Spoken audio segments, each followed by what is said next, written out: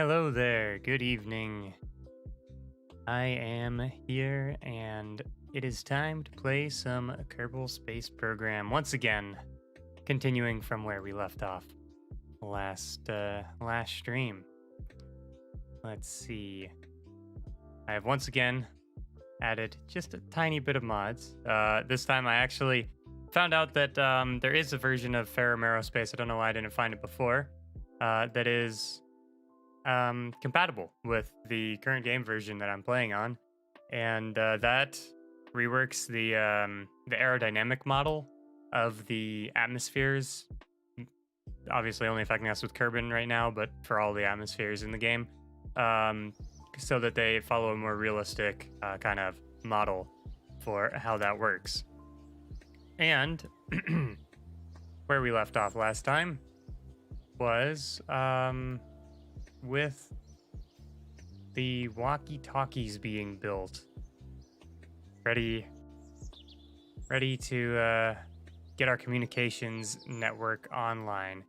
After getting the first Walkie Talkie with a little bit of a bumpy start, but up into orbit on its test run. This guy here over the horizon. Actually, I don't know if it'll show lines when we're not actually have it active, but I think that's doesn't have the connection anyways. And so with our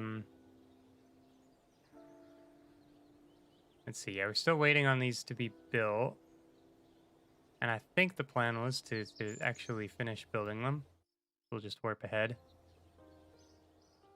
Day 43 now, and have this second one get finished. Then once our last one is finished here, we'll get to rolling them out and launching them. Actually, can I go ahead and roll it out? I think I can. Might as well, so it'll take longer than this has left. Rolling out to launch pad. Okay. Now we need to hope that all three of these are as good as we remember them being. What is this? We have some vessel. Yeah. This message is telling us our vessels are complete. Nothing big there. Warp to that complete. It's gonna be like the middle of the day, which is nice.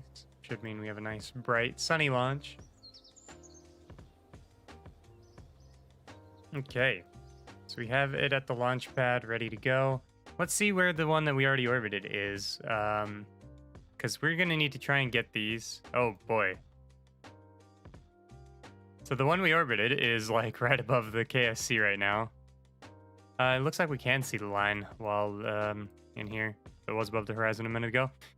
So it is right above the KSC. So if we launch right now... I wonder how much of this thing's orbit it's going to get to. We ideally want to have our orbits, because we're launching 4 satellites, we're going to want them to be about 90 degrees apart, so they can cover this whole ring here. Evenly spaced. That's not going to happen. Realistically, I'm not perfectionist enough to get these orbits exactly perfectly correct in line with each other. So we're let's see.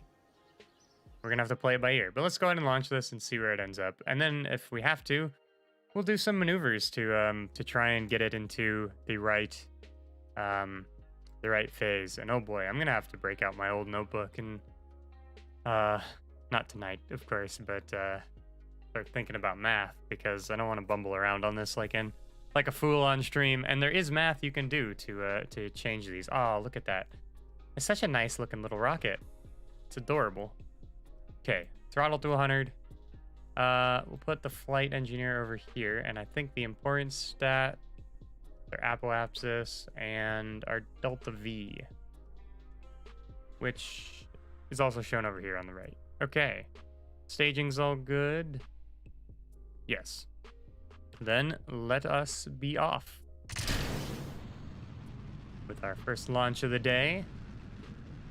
Cute little rocket. will slowly rise. And let's keep an eye on our thrust to weight ratio and try and keep it down. So because I got Ferrum Aerospace now, actually, I don't know if this is actually going to go as well as I had thought because, you know, aerodynamics are a little different. Thankfully, I have these procedural fairings on here, so we should be good. Let's go ahead and do a little bit of a gravity turn. Just a little turn there. Come on. See if that'll nudge it along. Doesn't seem to be. This thing seems to be trying to go back upright. Okay. We're probably still a little low. I'm trying to keep the thrust to weight ratio around 2, I guess. It feels like the engine's at like 50% throttle right now.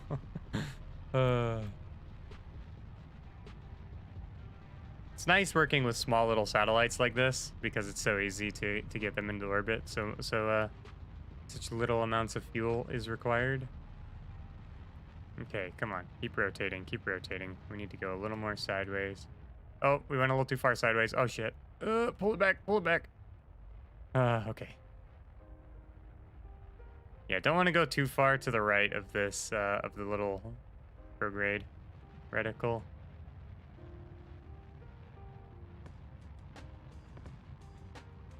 Okay. Our apoapsis is out of the atmosphere now, which is good. That's what we like to see.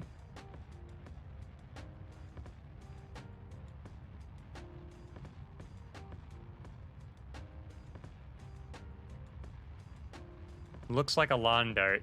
It kind of does. Or one of those little, yeah, one of those little rockets you jump on you know, you jump on the little air cushion or whatever to launch it.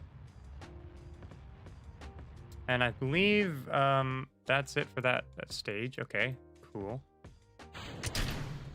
Ah, look at that. The beautiful separation shot. But we should go ahead and launch our craft. And we probably don't need to full throttle, but we'll throttle up a little. Get a nice little shot of this guy. Very cute. Let's take a look. Okay, so we need to keep rising a whole bunch. So if I remember our contract right, we need 250. Oh god, we're so far away. I was like, where's the rocket sound? 250k apoapsis height, or periapsis. Wait, periapsis. Yeah, periapsis. But right now we were worrying about the apoapsis. Oh god, this thing is very quick to turn. And we're almost there, so we can go ahead and be burning on the horizon no more. Okay, so what is the apoapsis of our boy here? Wait, no, that's our apoapsis. Where's... Oh, I can't see. Damn, it's like right there. Walkie Talkie. Altitude 265. Okay. The 265 is what we're going to aim for. We're at 255 right now. 256. 265. Okay.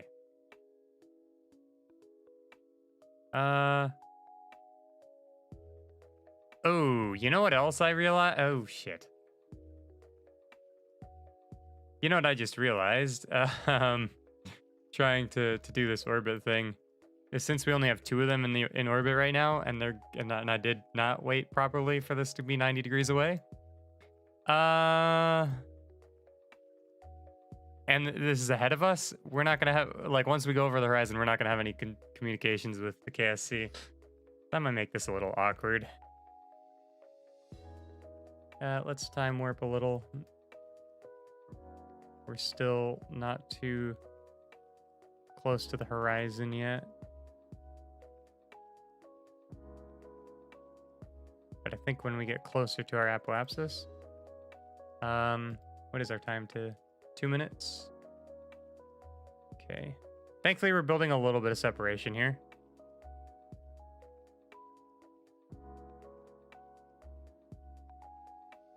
The math behind rendezvous is very interesting and is quite fun.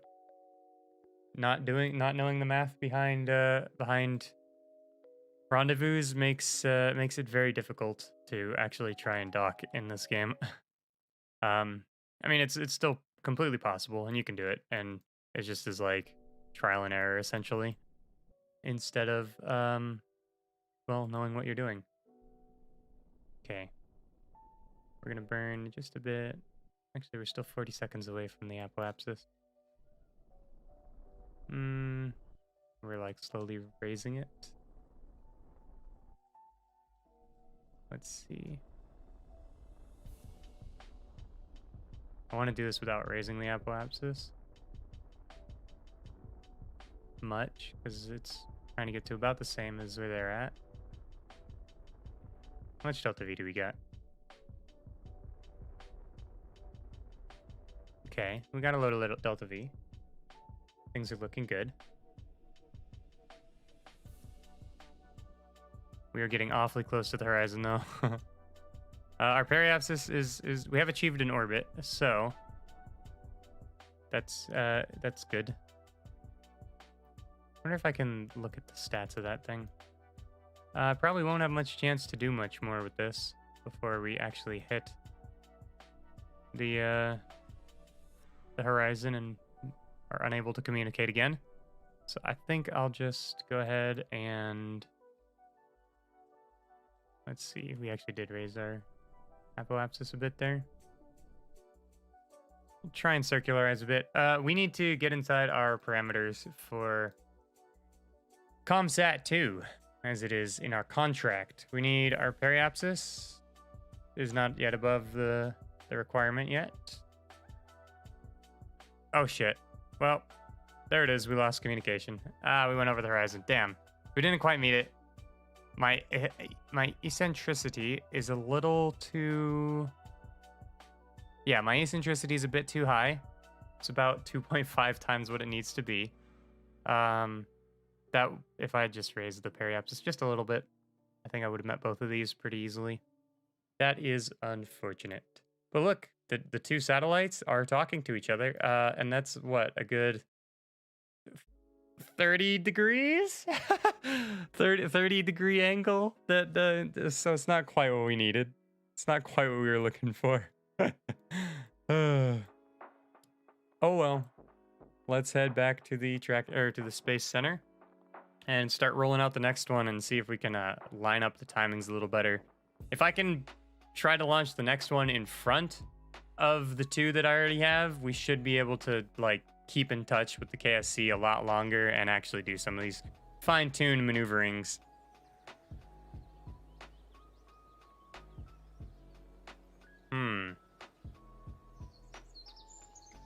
And I think that one's...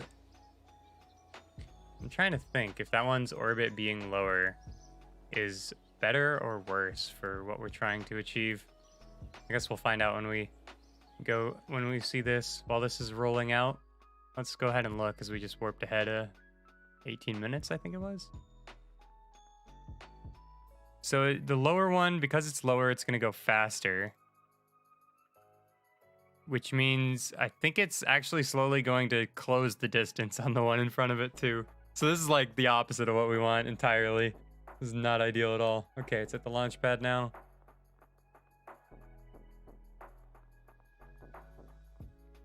But once we get this up, we'll have our communication network, and at that point we should be able to launch probes anywhere in the around Kerbin without having to worry about losing communications at all. Which is, part of the reason you do one of these comm satellite... Oh, the launch pad's still reconditioning. Okay, we'll wait for that. Yeah, it's one of the reasons you actually do these kinds of satellite networks in the first place. It's not just for convenient things down here on Earth like cell phones. It is also for your spacecraft. Obviously, we don't have cell phones or care about the people living on Kerbin. So for us, it's only for the spacecraft, but so that when we're anywhere around here, we can talk to each other, talk to our probes. That won't be the case once we start going to the moon and stuff. We'll have the dark side of the moon and all that to contend with. And I was kind of hoping this would be back in touch, but it's not quite on the horizon yet. It should be in just a couple minutes. So I think if we go ahead and launch now, we'll get our separation that we're looking for. And I could actually do a little more math and figure that out, or sit there and deliberate about it. But you know, let's just do it. I gave these things plenty of delta V extra, so we should be able. They should all have enough, except for the first one, which we really messed up the launch of. All of them should have enough delta V left to adjust accordingly. Okay. It's the setting sun. Let's go ahead and take off and get the Walkie Talkie 3 up into the I was gonna say the atmosphere, but we don't want it to be in the atmosphere. We want it out of the atmosphere. That is the important place to be. Also, I should have done the staging a little differently. Maybe I should just put all three of these in the same stage. We can break the fairings and the decoupler and the engine all at once. No reason not to. Okay, we're going a bit high on the thrust to weight ratio because I wasn't paying attention. Let's conserve a little bit of fuel.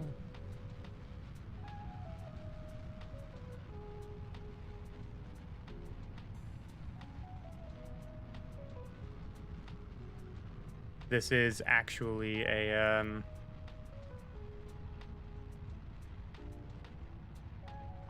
nope, I lost it. I was gonna say something, and it just whoosh, right out the window. Right out my brain's window. There we go. We should probably be doing a little bit of a gravity turn now. Start dragging that sideways.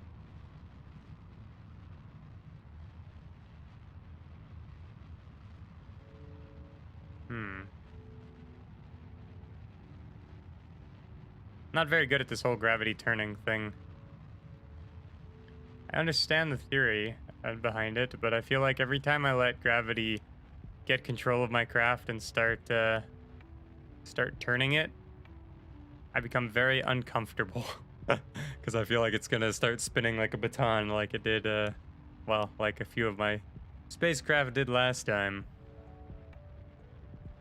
And this time I feel like we didn't do enough of a burn. Let's go ahead and lower the thrust. We've only got a little bit of delta V left in this. We want to start dragging it sideways.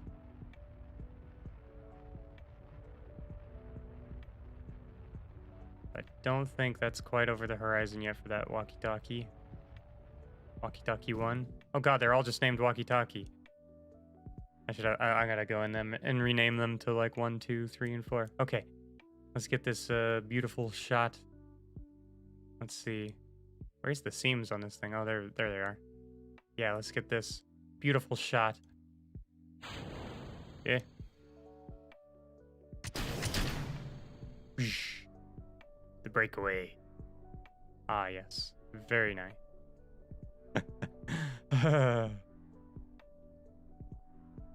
Okay, now we can turn back to the way we were.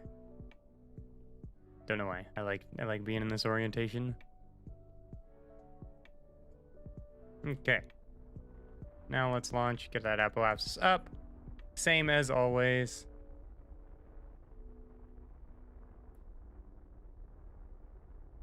Inclination below 1 degree. Okay. That's easy enough.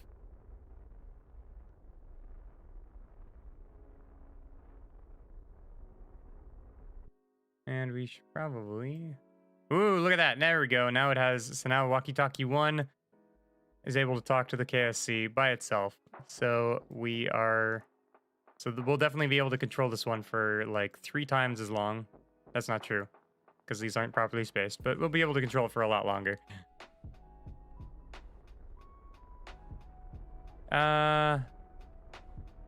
What is 90 degrees from here? So we want this guy to be like right here right now, I think. I don't know. It's not quite where it needs to be.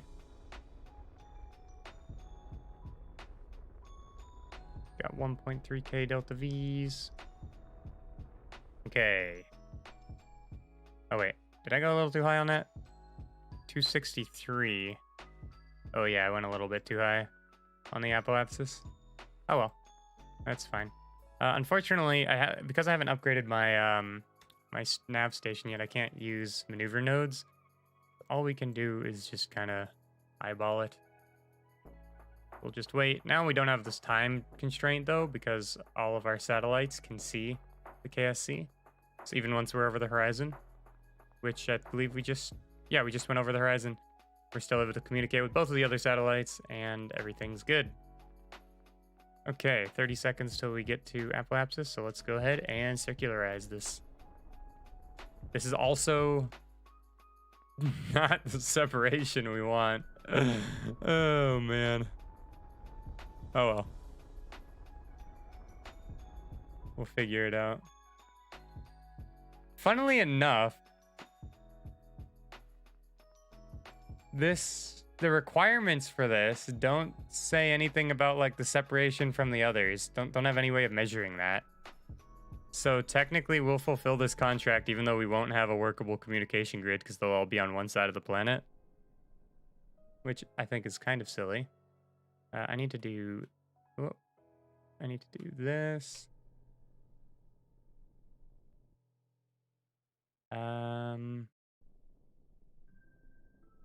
Like hardcore. I'm gonna try and lower that apoapsis by burning in this direction while raising the periapsis. Wait, what is my height right now? Oh shit, I'm already way too high. I think I waited too long on this one.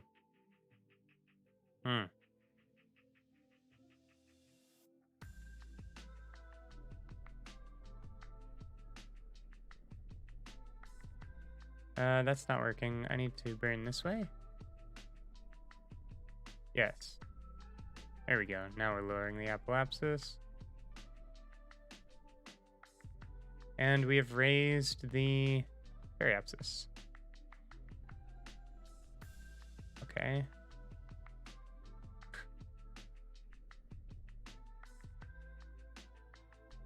Now...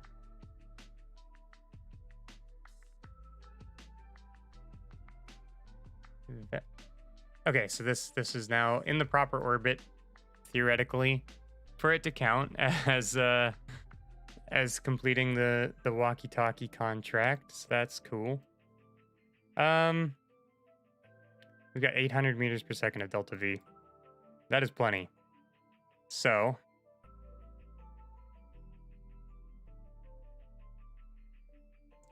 I think we'll get all four of them up, and then we'll worry about the actual orientation of or position of each of them relative to each other. We'll complete the contract and then we'll do that. So let's go ahead and can I just swap? No. I didn't mean to do that. I don't want to see Kerbin. Show me Walkie Talkie. Can I switch to it? Let me switch to it. Okay, whatever. I'll just go to the tracking station and we'll swap back to that Walkie Talkie that still needed a little bit of help. And I think I can rename them from there. So let's go ahead and, how do I rename it? That was not how I renamed it. That's how I fly it. Okay. Double clicking on it, not the answer. Maybe it's from in here. It probably is from once I'm controlling it. Which one is this one? This one is Walkie Talkie 1. So, how would I rename it if I were trying to do such a thing? Maybe I need to click on the probe body? Can't see shit? Okay. Rotate. God, why did I have to cover the probe body in useless junk? And then why is flight engineer always in the way? Rename vessel, there it is. Okay, Walkie Talkie 1. And... Ooh, relay. Yeah, we'll use this little relay icon for it. That's pretty sick. Accept. Okay. Now, I probably don't want to leave it in this direction. What direction do I want to have it pointing?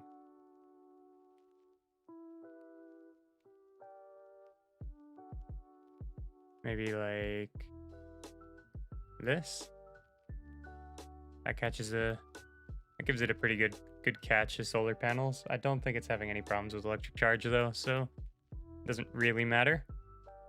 Okay, back to the tracking station, and we'll go rename Walkie Talkie 2 and get it into its proper orbit.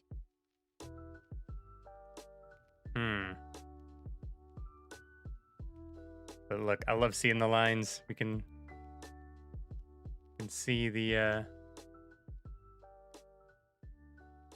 success of the relay stations working.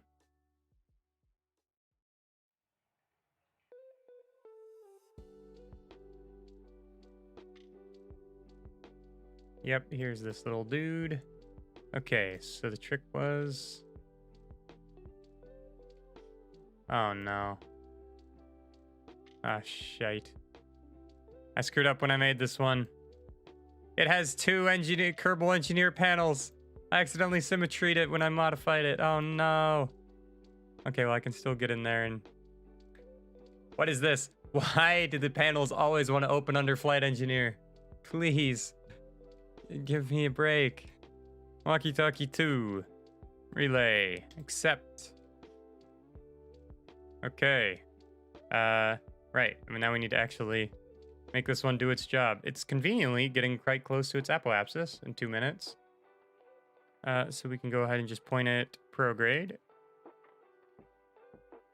And we'll just time warp. Oh, wait. Do we want to time warp a little? Yeah, it's like right above the KSC right now. That is fine.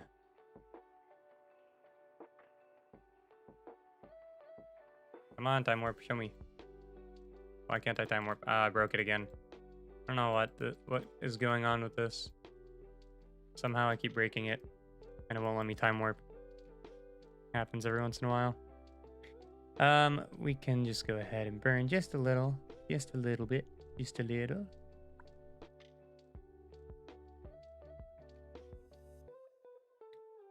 And that should be good, right? Direct connection to Walkie Talkie 2. Wait, this is Walkie Talkie 2. Eh?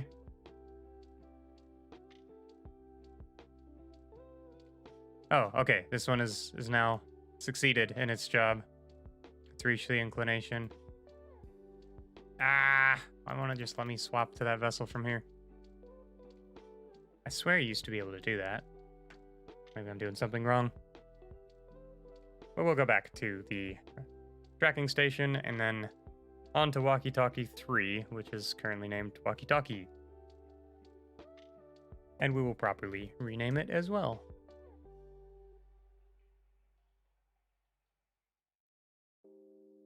And we got these two relay stations. Okay. It's kind of strange to me that you can't just like rename it from in here.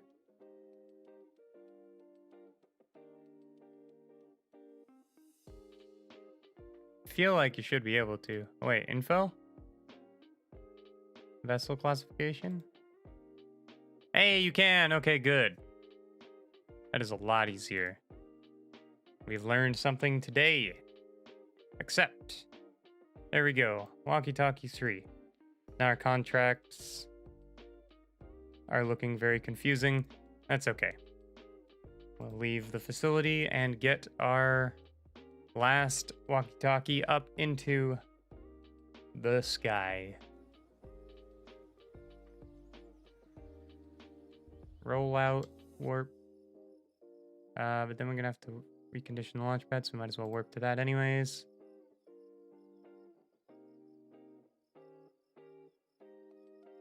Boom. It is the middle of the night. How is our fleet doing? What side of the planet are they on right now? The exact opposite side. Look at these guys. I think these two are kind of close to 90. No, that's like 80, 70 maybe. Damn.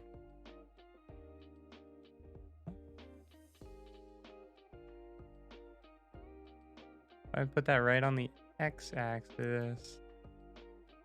Wah, wah. Yeah, that's like 75 degrees. Damn it. We'll time warp this. Oh wait, I can time warp from in there, and that's actually better because then I can see where their orbits are. Are you gonna have to launch more than 4? No, I'm just gonna have to do some course corrections on them to get them in the right spots. Which should be good practice for, well, one, I mean, obviously for making this network work, but two, for future rendezvous when we want to build space stations and actually dock stuff. So I'm a little out of practice on that. Thankfully, Kerbal Engineer should be giving me all the information I need to actually make it work. Yeah, I'll just have to do that. So let's wait. Oh, that's so cool. You can see the planet rotating while they rotate around it. This little triangle.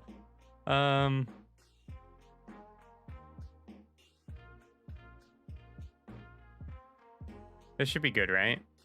This is probably less than 90 degrees too. This is probably gonna be like 60 degrees again, but that's okay.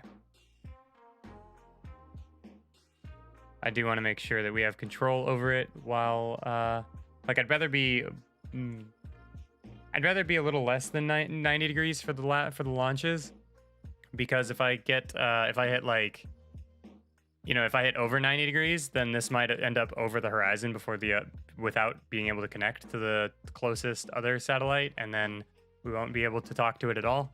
Because 90 degrees, I only did my apoapsis just a little bit above 248,000 meters, which is what the requirement is for the 90 degree split. So they probably only have like a 95 degree angle or something that is their max before they'll lose contact with the nearest one, because they will be surrounded. So let's just launch. It's kind of dark. Can't see much but the Milky Way up there. Is that even the Milky Way? Are Kerbals in the same galaxy as us? I don't know. We'll do the same as we did before. Change the staging. Put all these in the same one. Which for some reason required me to stage twice. Our thrust to weight ratio down. It does. I feel like these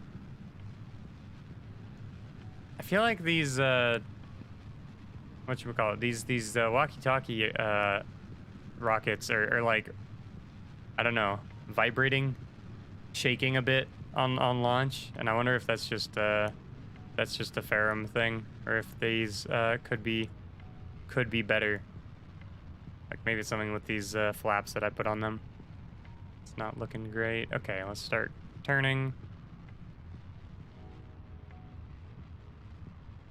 Come on, just a little bit more. Let's go ahead and change to orbit. So we're kind of... No! Oh boy. Okay. We have done an oopsie. Come on. Give me control. Control. Ground control to Major Tom. Let's go.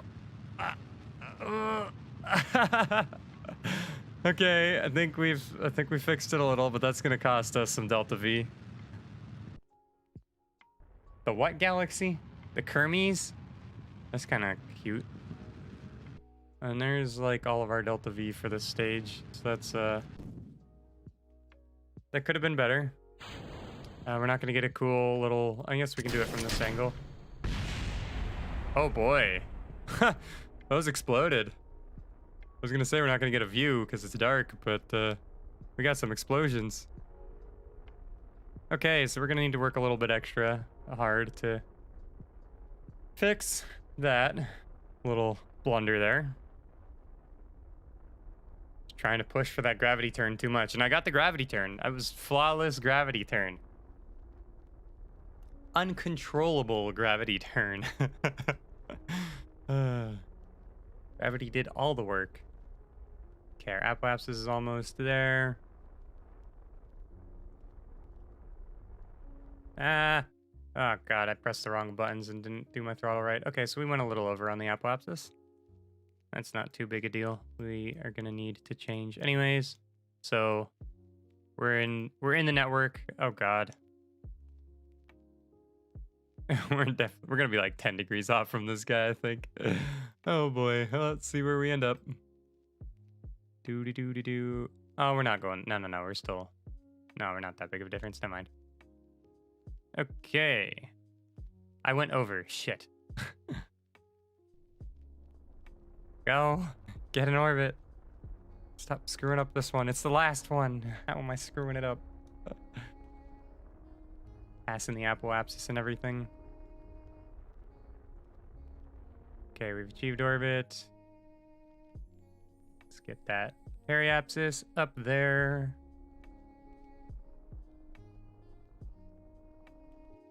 There we go. Periapsis is kind of where we want it to be. Oh, man. Look at these four. They're so cute. They're not at all, not even close. I think they're all together 90 degrees, aren't they? If I focus on Kerbin. Ah, I think it's just over 90 degrees. Damn. This is like 95. What a shame. But you can see that this doesn't have direct line of sight to the Walkie Talkie 2 back there. That the Earth is in the way. It's obscuring it. So yeah, that's why we need to make sure that we're a little less than 90 degrees. Well, 90 degrees is exactly where we want to be. We have a little bit of wiggle room, more or less, because we're doing an orbit that's just a bit higher than that minimum requirement. But yeah, 90 degrees is gonna be where we try to get close to. How's our contract? The stage destroyed. Yeah, no, not surprising after I saw them explode right after takeoff. Okay, so what do we need? We need, oh God. Oh, I messed up its inclination too, didn't I? Yeah, I messed up its inclination. This one's a little too inclined, and it's not, and it's still too where is this guy? This is him, right? Yeah. Can I get my focus back? There we go. Apoapsis is over there. Okay, so I think if we burn this way, nope, wrong way. Burn this way, we can circularize. There we go. Get our apoapsis right to where we are right now.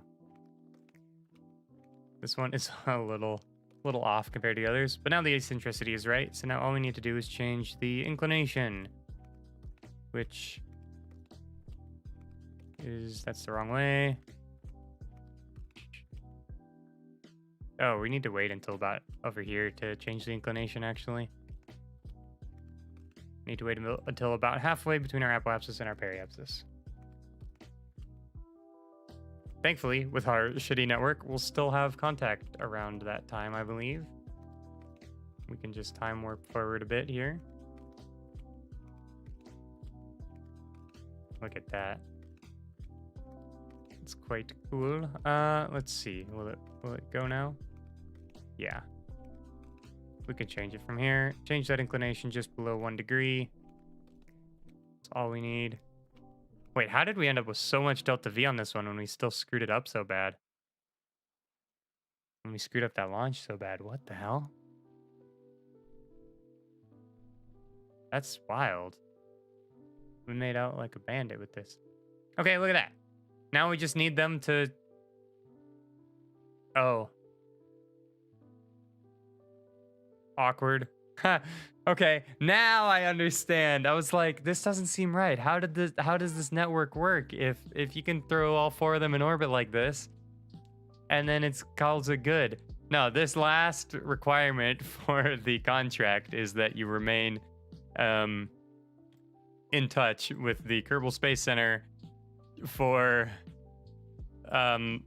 2 days.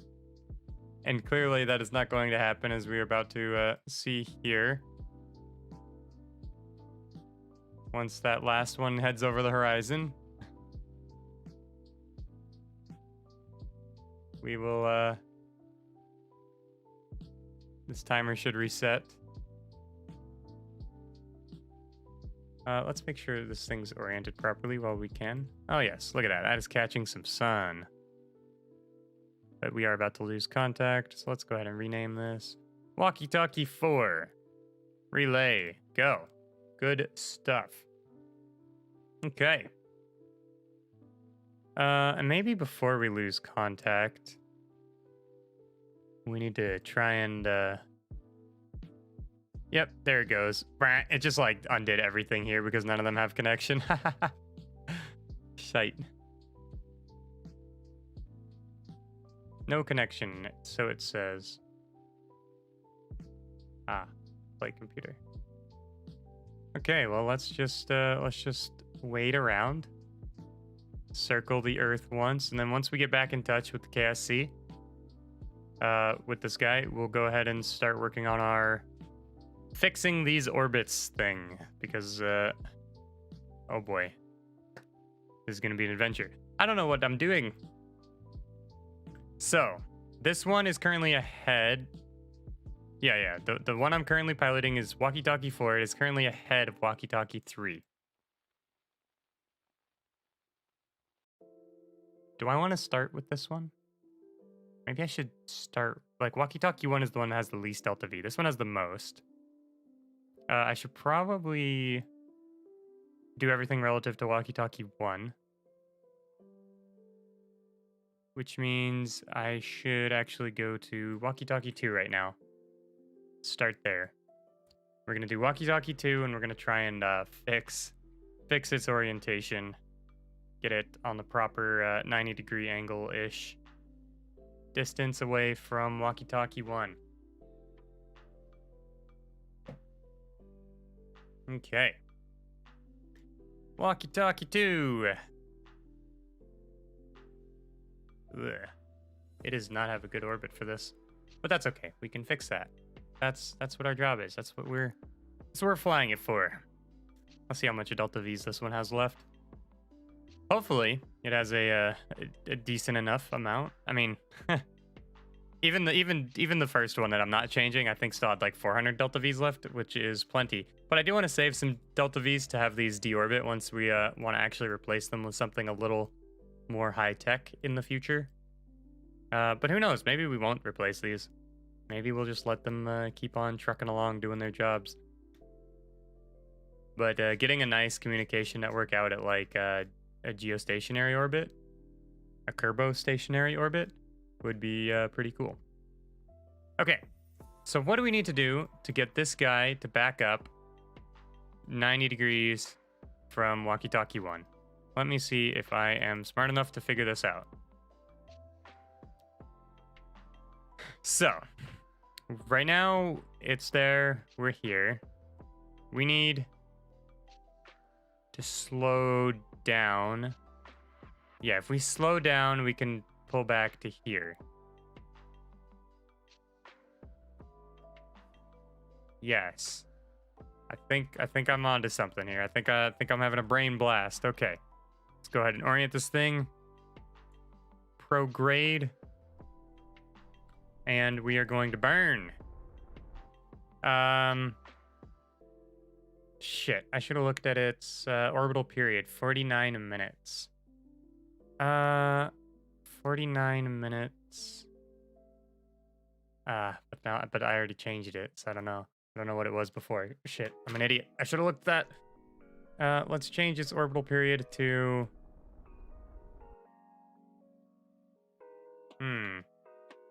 40. Let's say it's 45 minutes. Orbital period is what we're aiming for. I don't know. That's just a ballpark. It's probably not right. Then we need to make a change of 60, 30. Yeah, 60 degrees. That would be like divided by 6.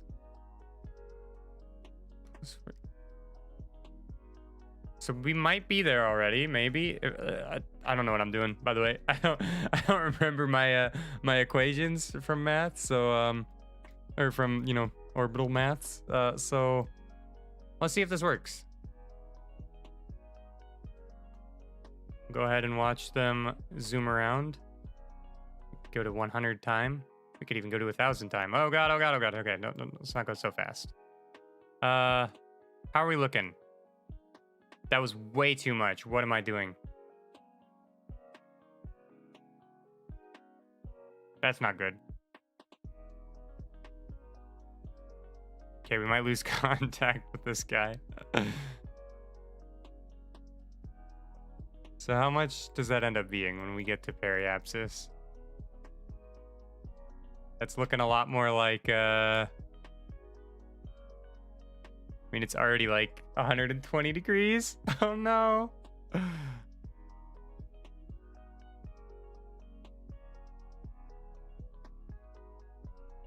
we fucked up. Yeah. That's awkward. And now there's no telling when this is going to get back in touch with everything. Okay, so let's go to Walkie Talkie 3 and fix that one. See if we can do this right.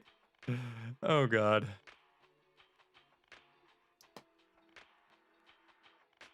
Yeah, this is going to be a little bit of an adventure. I should have seen this coming and looked it up ahead of time.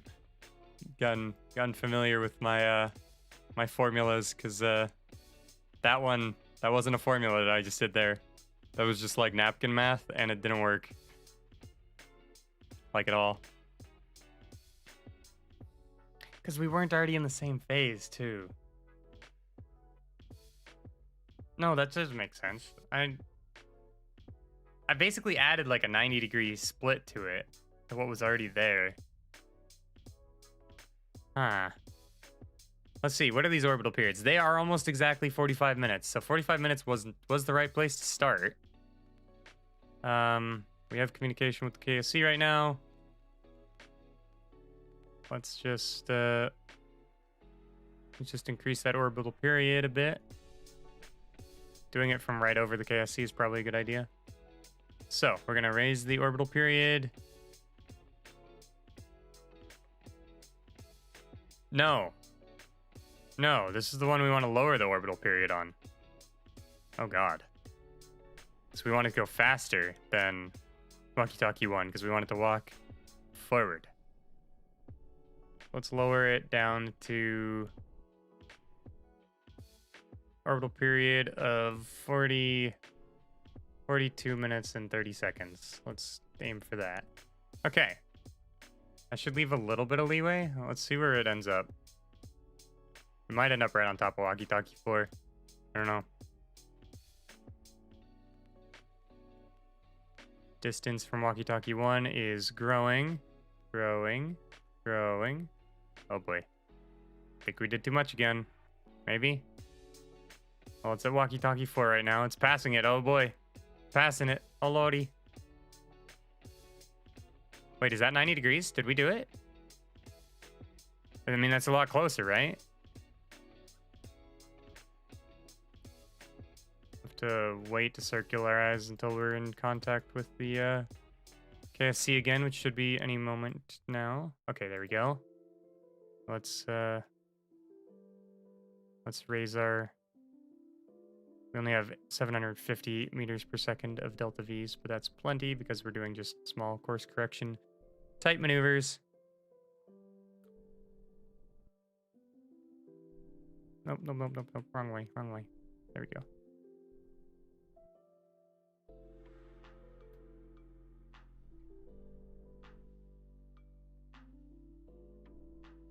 Okay.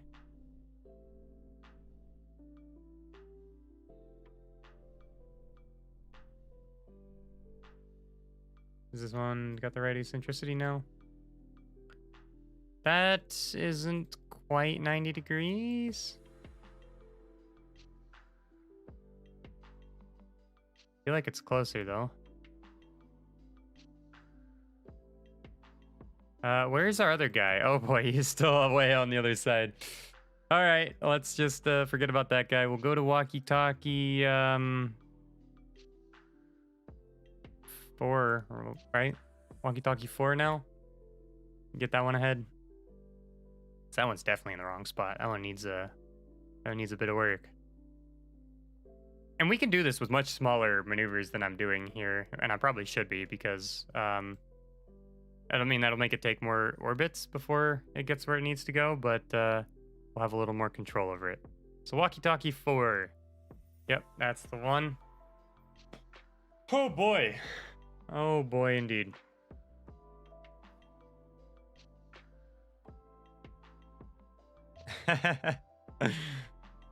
Communication satellites, you gotta love them. Okay, so for this one, we're gonna want it to speed up because it needs to get ahead of Walkie Talkie 3, which it is currently behind. So to speed it up, we're gonna lower its periapsis a bit. And you know what? We'll just lower its orbit just a little. We'll let this one go a little slower, I think. Can I set these as a target? I can't like target these things, can I? Maybe I need to upgrade. Oh shit! I think I need to upgrade my tracking station before I can like even like target other spacecraft and see. No, if I do rendezvous, rendezvous relays, walkie-talkie 3. Oh boy. Okay, okay. Kerbal engineer is letting me have the data on this. Let's see if I can move this so my face isn't in the way. Phase angle. Oh god. What? I don't remember what all this stuff means.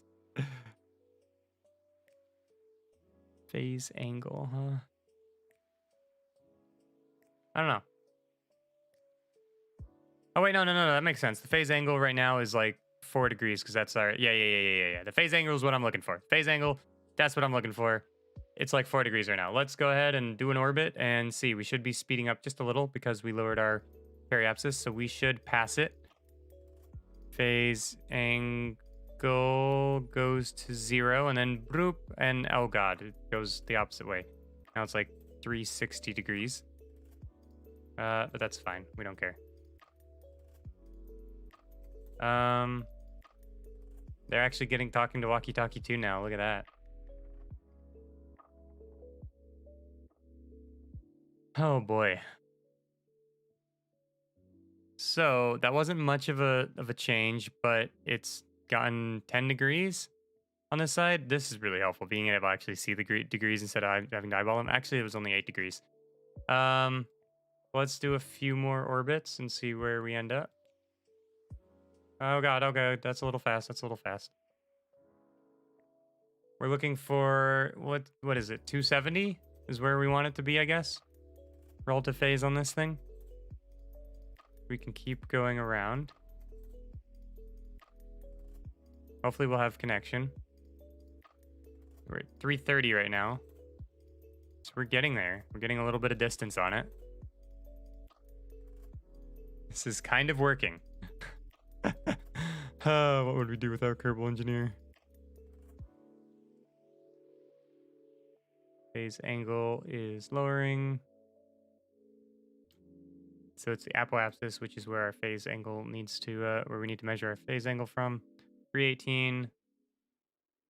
Go around one more time. Oh shit! I just overshot it. That's okay. We're at 307. Still quite a bit away from achieving our goal of 90 degrees. Ooh. This network. This is so trash. Why didn't I do this from the start? Yeah, pro tip, it is always easier to get your proper spacing right before you launch than after you launch. But, you know, I don't vibe like that. 288, 287, 285. We're getting close. like I think. And we're like right over the KSC. That's actually quite good. Let's get to our apoapsis. I do not want to be in target mode. I want to be in orbit mode. I'm not actually doing stuff with my target here, because I'm not trying to dock. So 283 is pretty close. I think we can get a little closer. Now that I have the number, I can definitely get closer. But look at that. That's a pretty nice separation there.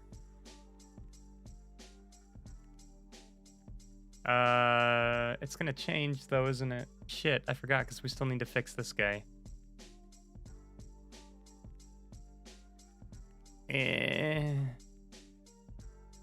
Well, let's just go ahead and raise it back. Get its orbital period to be about the same.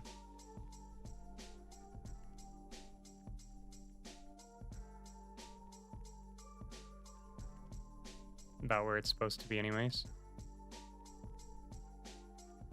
I want to lower the periapsis, or the apoapsis just a little. Nope, that's the wrong way. Always do that. Okay. There we go. Is our inclination... No, our eccentricity is not quite where it needs to be. There it is. Okay. So now we're back on a pretty stable orbit with this guy. This Walkie Talkie 2 is still all kinds of fucked up. We'll fix that someday. I think that's the last piece we'll put into place. Let's switch back to Walkie Talkie 3 and get that one moving forward, because we're gonna have to move Walkie Talkie 4 again. But having this tracking, the rendezvous thing with the phase angle is it's definitely helpful. Definitely what I needed from the start here. I guess we'll find out what its phase angle is from its target.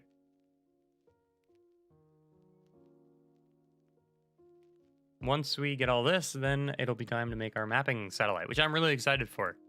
So, you know, hopefully I don't end up wasting too much time doing this. Walkie Talkie 1 relay. Oh, now we're in the negatives. Okay, so it's at like a 50-degree angle. Nice.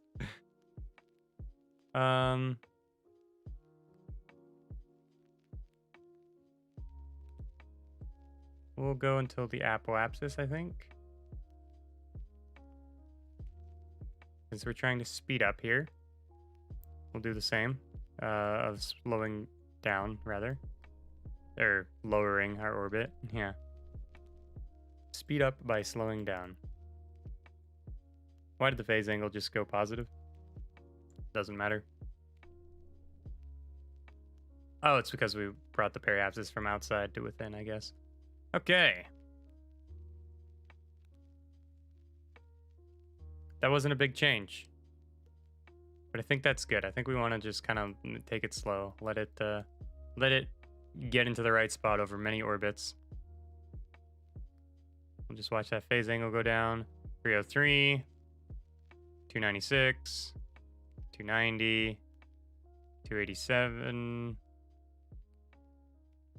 Ah! I went too far, didn't I? Shit. I didn't hit the warp in time. I wonder if there's a button to kill warp. 270? Oh, baby. We are so close. Wait, this might be like right at 270, actually. Look at that. 270 right now.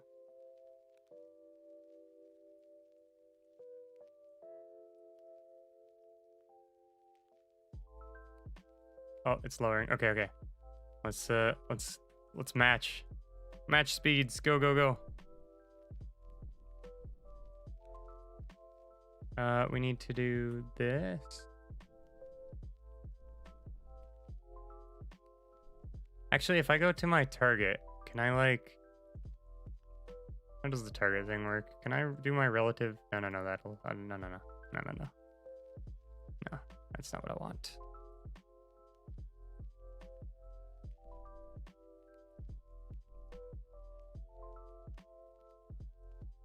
Orbital period of our target is 44 minutes, 48 seconds. Our orbital period is 44 minutes, 47 seconds. 48. Okay, basically the same now. I think we can get a little closer to that too, though. We can just nudge it. Though we're not quite aligned with our, I don't think we're quite in our goals. Yeah, our eccentricity is a little too high. We need to wait just a bit. And not have this go over the horizon yet. Okay. Before that goes over the horizon, let's go ahead and fix the periapsis just a little. No, wrong way, wrong way. No, that's the wrong way. Bigger wrong way. Yeah. What? Why am I not good at this? What's happening? I feel like I just tried both directions and neither of them did what I wanted. There we go. That direction's working.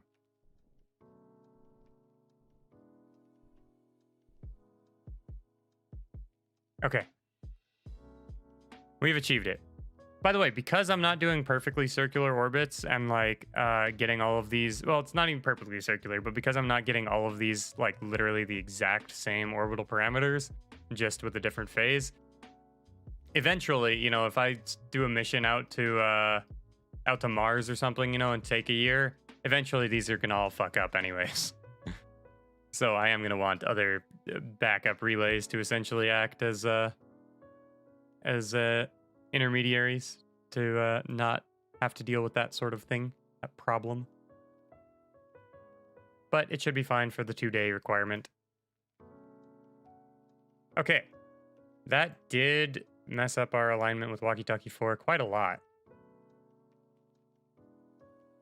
And I think Walkie Talkie 2 is coming back into back down to Earth a little.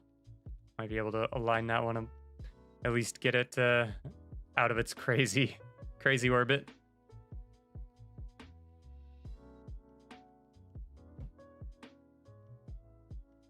Ideally, once we get this done, we're going to see like a square, you know? Let's get Walkie Talkie 4 on the right path.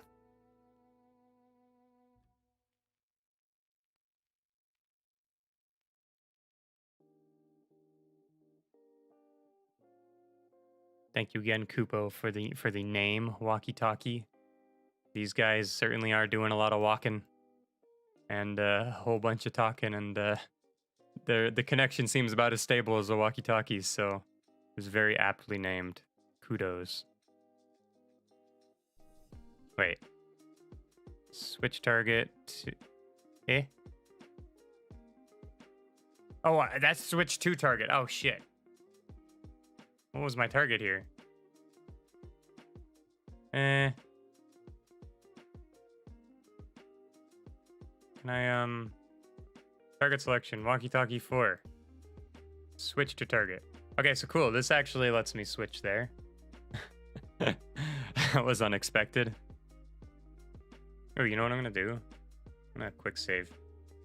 Let's make sure that we don't have any technical difficulties. So my target selection is Walkie Talkie 3. Okay, good. That's what I want. We're 12 degrees away. We don't have a connection right now. Bleep. Let's wait until we do. Shit. When are we gonna have a connection? Well, I don't think it was quite Walkie Talkie 2's time to shine yet. It doesn't have a connection over there either. Okay, we have connection now. At periapsis. That is actually perfect. Or is it? No, it's not really that perfect, but whatever. It'll work. Phase 347. Let's lower. We'll just go down just a few.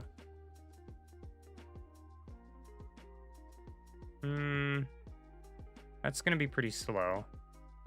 But that's probably for the best. We'll just wait and see. 38, 30, 25, or 20. Ooh, that's like a 9-degree phase angle change every orbit. It's not bad. 297, 285. Shit, we don't have connection here. I want to change the orbit just a little right here.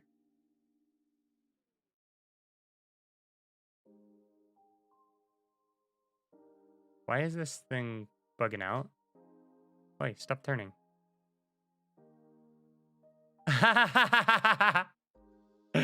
Oh, this thing, it's permanently turning right now because I don't have connection with it, and it was like in the middle of a turn maneuver when it lost connection.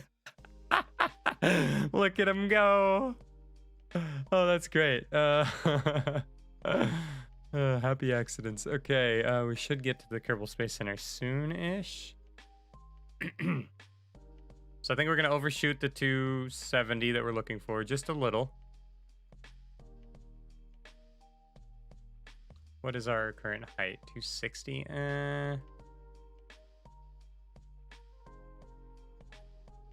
We can deal with that a little. I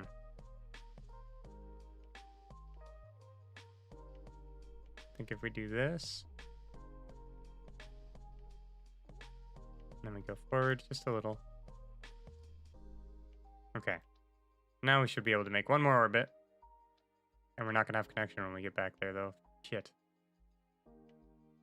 Ah. Okay. Gotta be careful with going the big 100x. 269. Yep, we are like right on target, and we're not gonna have connection to fix our orbit. We'll fix it over here though. That's fine. Whew, we are skirting by the connection there. That is pretty sketch. Okay, we have connection. Let's do this.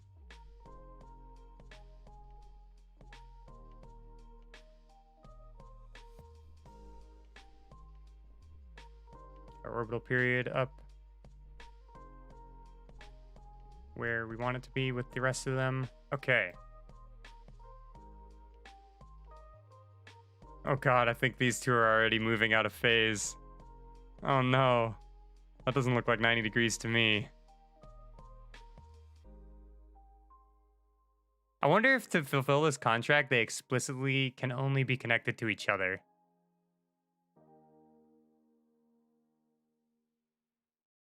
Like, if I were to launch another satellite just as a buffer to fix these guys, let these guys have their shitty phase, if that would count for the contract.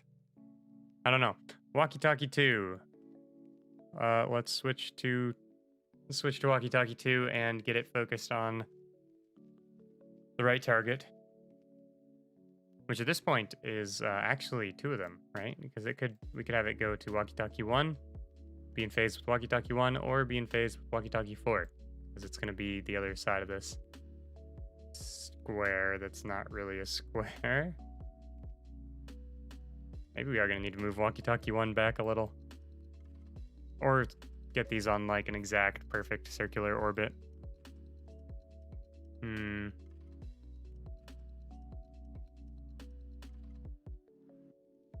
That's probably what I should do. Yeah. Let's try and get these things to have as little change in their orbits as possible. Because we only did what? We haven't even done a full day of orbiting yet. And these two went from like 90 degrees to, well, whatever that is. Clearly not 90 degrees. So switch this back to Walkie Talkie 3.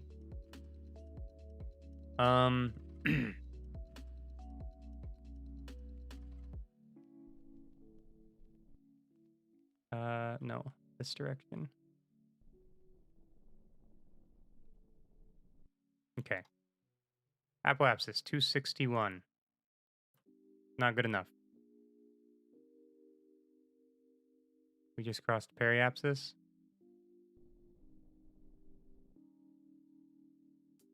Oh, wait, no, I need to slow down.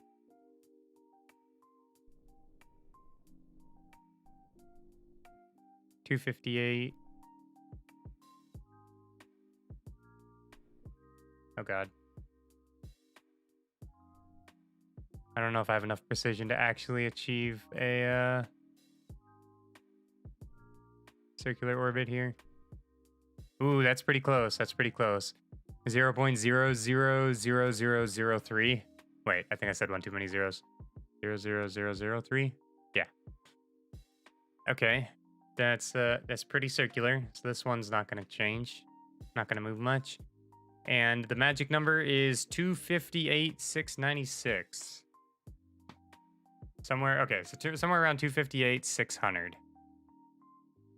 258,600. Okay, Walkie Talkie 3 is not at that. That's going to take a little bit of delta V's. I need to check on the first one and make sure it has enough delta V's to do anything. Okay, so this guy is... Wait, 258?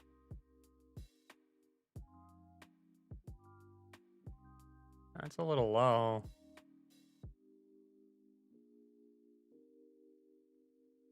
Let's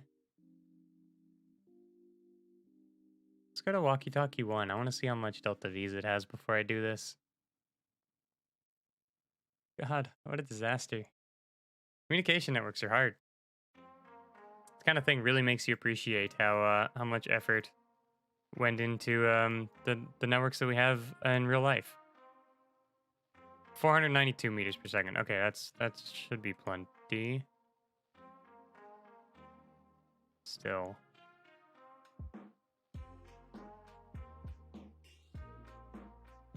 What is its Walkie Talkie 3? 65 degrees, yeah. It's not doing that great.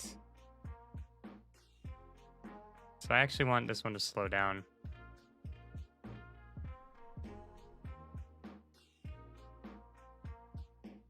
Yeah. Let's have this guy, let's have Walkie Talkie 1 do a little bit of slowing down. Use some of this delta V it's got.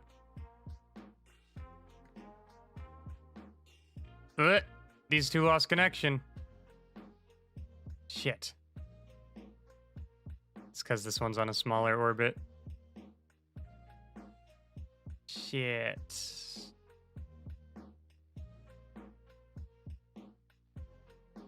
.258 is lower than like all the other satellites. I don't know what I was thinking with that.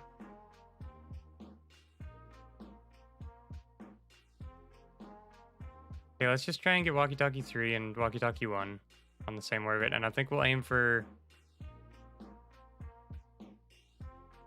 Maybe we should just scrap this whole idea and just go for like 300K. I mean, we can make it. We can do that. This thing is the lowest delta V and it can do it. It has enough.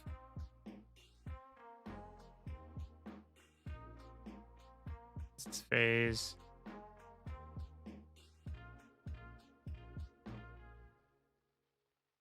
Negative 280.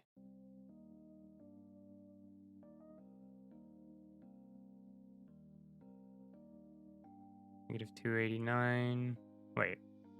Is that going the wrong way? No. 283. Okay, that doesn't actually matter though. If I'm gonna just raise the... I'm just gonna go for 300K, because that'll make this a lot easier. That'll give us a lot more leeway.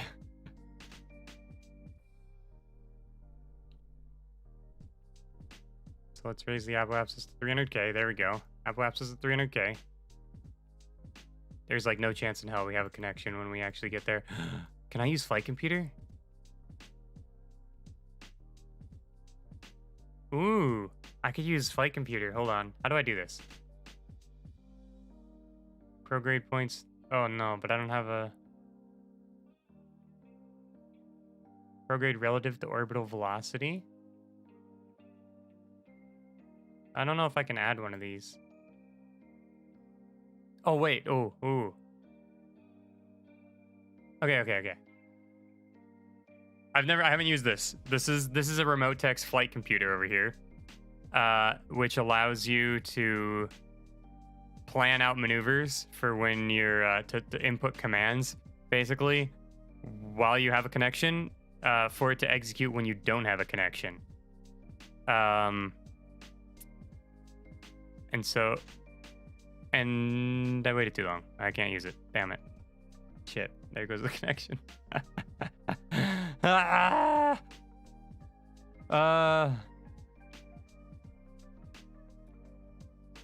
Yeah, I'm not sure how to use it though, so I guess we'll just wait. We'll just stick around, see, pray. Do we have a... We're gonna have a connection at 300k. Let's go. Okay, come on, come on, come on. Boom. We just barely passed it. That's okay. I'm okay with that. Why can't I turn on SAS? Oh.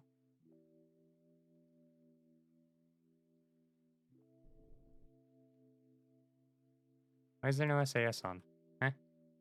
That's weird. Oh, I guess it doesn't matter. Okay. Let's raise the periapsis up to 300.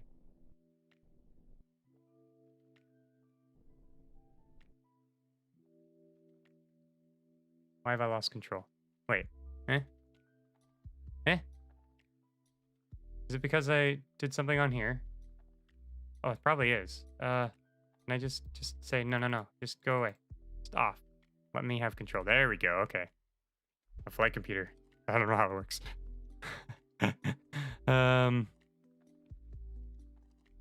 Okay. That was interesting. Where was I? I need to circularize. Which would be the other way.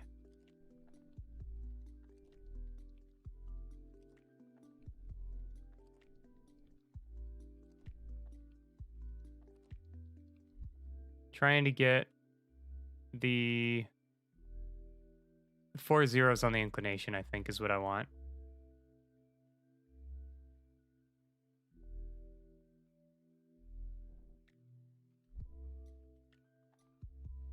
Ooh, getting close. No, that was the wrong way. Shit. Orbits, man. How do they work? 300k, 420, 300, 22.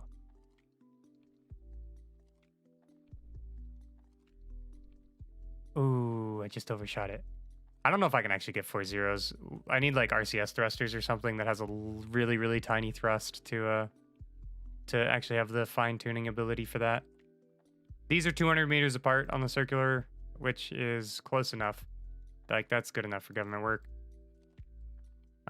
So now we're gonna go to Walkie Talkie 3, which ironically, oh god. Walkie Talkie 3, which ironically has the perfect separation right now of 90 degrees, but it's not at the right orbit. So it's gonna need a bit of work to fix that. And it's gonna totally run out of or ruin its phase doing that. Because there's just no way to actually fix that as is. Okay. So this guy's at like 270.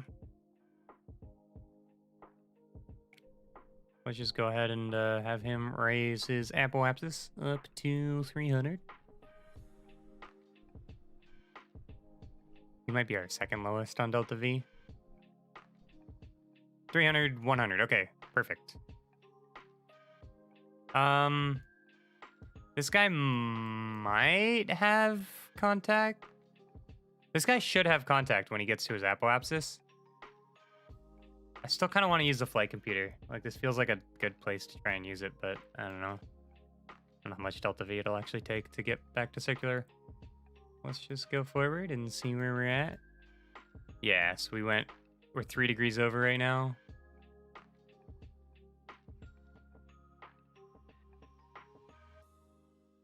Honestly, only like 2 degrees over, which, considering we're at 300k, might be perfectly fine. I mean, we have connection right now, so I think that's fine. I think I'm okay with that separation. And so we'll just we are 1 second away from our apoapsis, so let's go ahead and raise our periapsis up to 300. Slow, slow, slow, burn.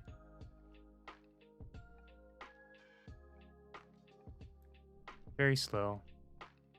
trying to keep right on this apoapsis as we do this, because that gives us a slightly finer control over it, I believe.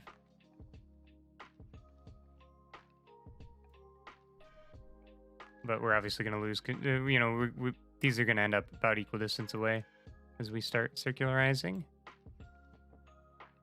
Unless we just keep like waiting like this and to following it. We still have line of sight pretty well.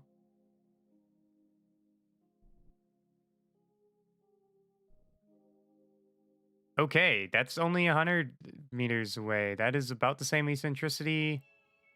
Orbital periods are 0.3 seconds different, which is gonna eventually get us out of phase, yes, but I think 0.3 seconds is more than good enough to at least accomplish our requirement of 2 days. God, I hope. I really hope. If it's not, boy, we're gonna have some issues. Because I mean, the orbital period is only 47 minutes. So 2 days is kind of a long time. That's enough time for that to change. Damn, I really put Walkie Talkie 2 way out there. I don't know what the fuck I was thinking with that guy. But so now we need Walkie Talkie 4, and we need to get it up to the right place and up to the right angle. Once we have all 3 of those in place, getting Walkie Talkie 2 back on the right course should be a lot easier. I hope. It doesn't feel like anything's been easy in this particular endeavor. I'm gonna have to like put the Benny Hill music to this. I'm trying to fix this. Look at all these lines. This is a square. Learning geometry. Wow. Okay. Target is 235 degrees away. Which doesn't matter because we need to go ahead and get our apoapsis up to 300 on the dot.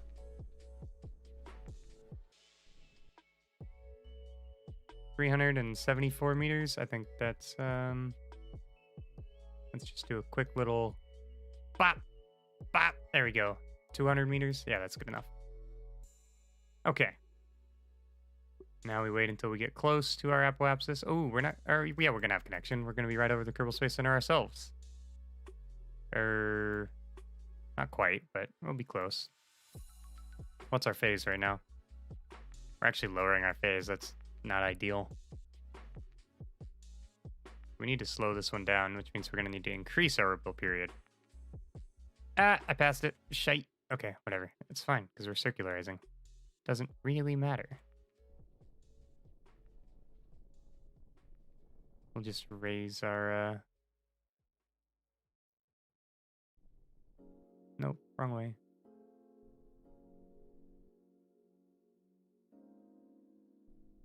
Actually, I don't want to circularize right now, because we need to actually get back into the right spot, so we're going to want to stay where we are. And increase our apoapsis, increase our orbital period just a bit. 310 sounds good enough, so that we can slow down over an orbit.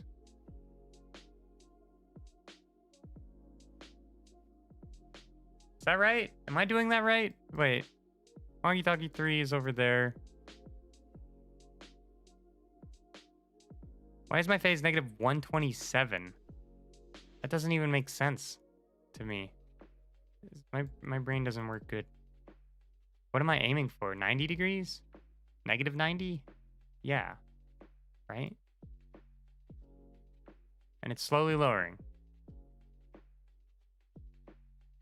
Oh my god, is it slowly lowering? Like, really slowly.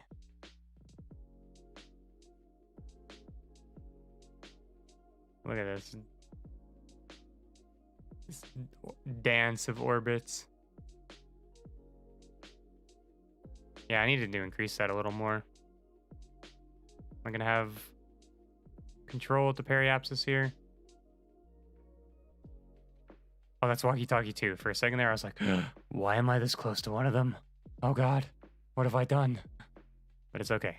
We're good. We're good. Ah, we're not good. We lost connection again. Okay, next orbit, we should have connection. This is comical. And I overshot it. I'm a dummy. Let's just, okay. We're at 101. We don't have direct connection with Walkie Talkie 3 yet. I wonder what our limit is to actually get direct connection. Kind of curious. I think this is really slow, but it's kind of interesting to see. When will we hit direct connection?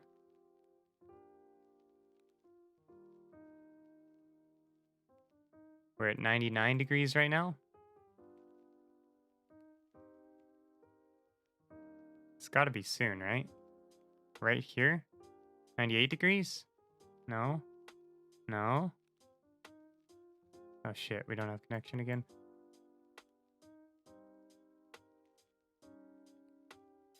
Come on, Walkie Talkie 3. I'm trying to figure out what kind of leeway we've got with being at 300k. We should be able to see from this. Oh, there it is. 96 degrees. Okay, so we can get 96 degrees of separation and still be okay. We're still aiming for a lot closer to the 90 degrees. But being a couple degrees off shouldn't be a big deal because we have a little bit of leeway. We're going to lose connection again here at our periapsis, of course, as we always do. Right there. Oh, we didn't actually, but it's okay. We'll do one more orbit, get closer, get ourselves closer to the phase angle.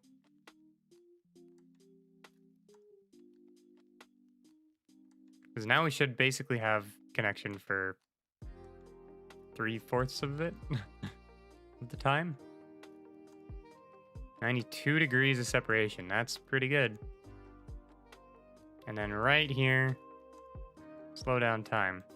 Okay. Now it's time to circularize. These orbits are not that exact.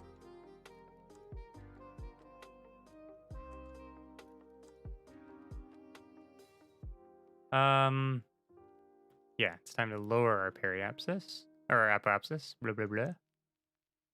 And we want to do that, I think, right about the moment we cross that. 17 seconds, 15, 14, 10. Okay, there we go. Blink, lower it down, lower it down. We'll do the same thing, chasing our periapsis and then slowly burning. Shed this extra apoapsis height. 400 meters away. Let's see if we can lower that just a bit more. Ooh. That's even more circular than the first orbit. Okay, pretty good. So what's the orbital period difference? Oh, 0.04 seconds. Oh my god, that's good. So these two should it should take a really long time to come out of phase. So that's amazing. Now it's just Walkie Talkie 2 that we need to get right over there. It's off doing its own thing right now. All of these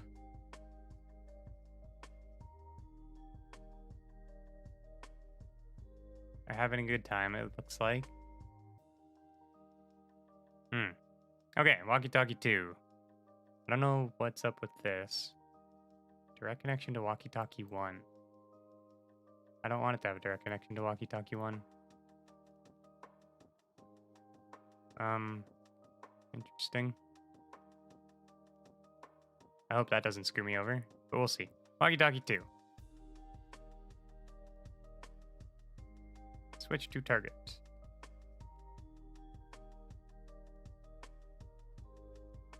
Okay.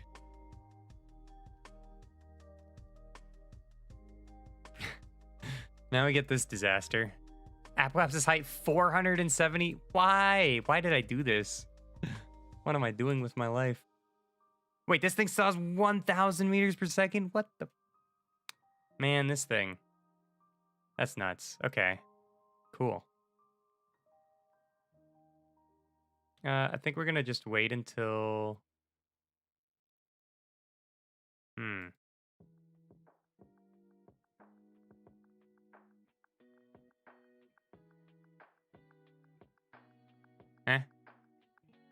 Did I accidentally do something? Why did my time warp do that? That was weird.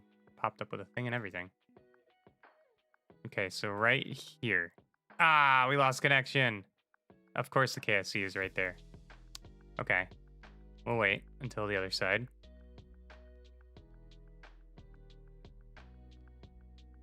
So right here. What's our height right now? 302K? Okay, good enough.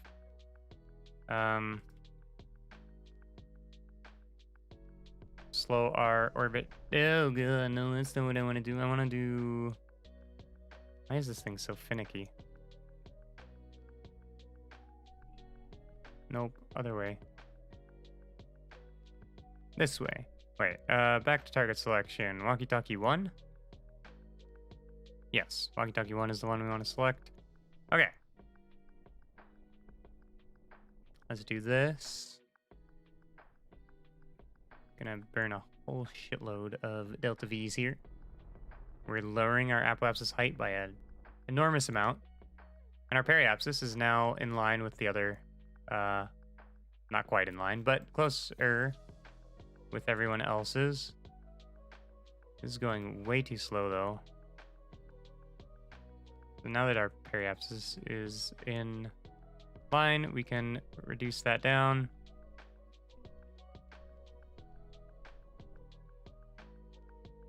Let's see how far behind this gets us on one orbit. Because we're once again going for the negative 270, it looks like.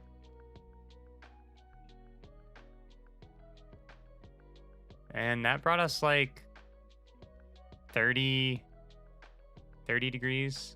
No, yeah, 30 degrees. If we just do this 3 more times. Not quite. Okay.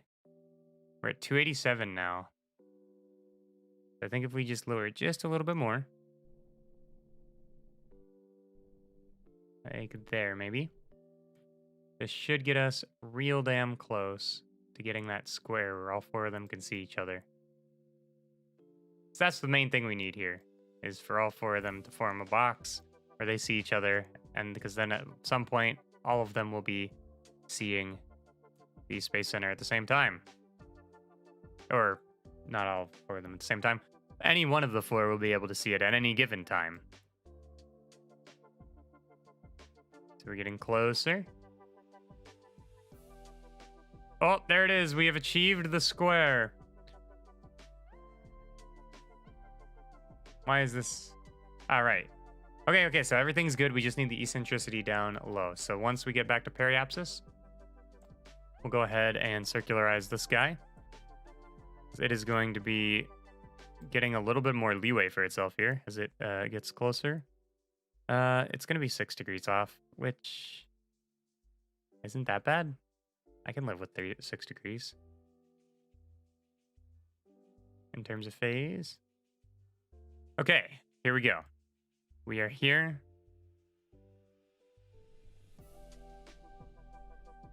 We need to circularize still though, so... Nope, that's the wrong way.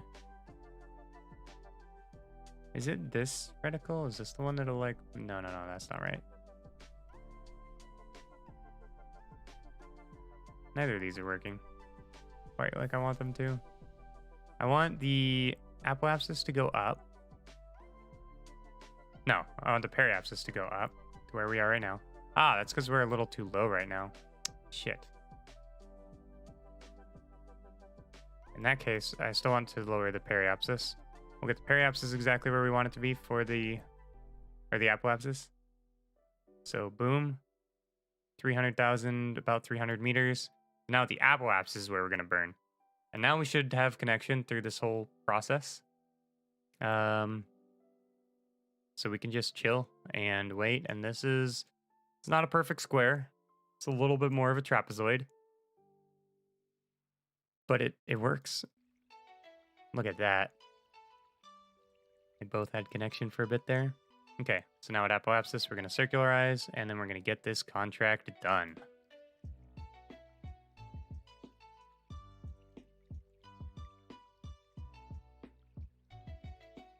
We actually already are in the zone for that. But we just want to circularize this so that it doesn't fall out of that time frame of 2 days where it needs to stick. And this needs to stay intact. We can do some minor adjustments, I think, to them if we need to. But let's just hope that we don't have to do that. We need to speed up, actually. Before we fire here, let's go here. Bop. Bada bing. We'll wait until we get right on that. Pretty exciting stuff. 5, 4, 3, 2, 1, go. 2, 1, go. Well, we can just go. What's the orbital period? We got a smaller eccentricity. Oh. 0.04 again. Seconds apart. Okay. 0.04 seconds apart on a 47 minute. What is that? 47 times 60 plus 35. 2,855 second orbit. And we are... What? Wait, what did I just do? 0.06 divided by that? 0.06 divided by 2,855. So, how many days would it be? Oh god. So how many seconds would it be? Let's see. I think I'm doing my math right here.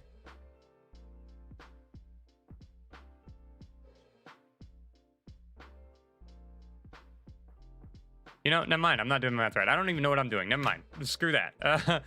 We're just gonna sit here and wait for 2 days, I guess. Wow. Oh god, there was a no connection in there. We broke it. Wait. The timer didn't stop going. Why do we have a no connection in there? These two are looking awfully close. Oh!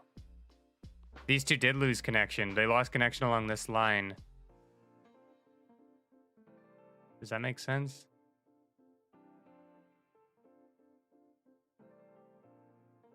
I don't know.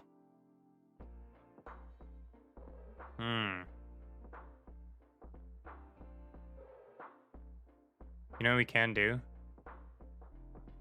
Focus on Kerbin so it won't get dizzying when we go to like warp 1,000 times. Look at that. Wow.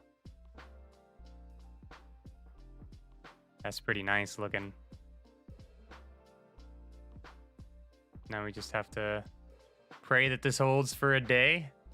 For 2 days, rather. That's pretty nice.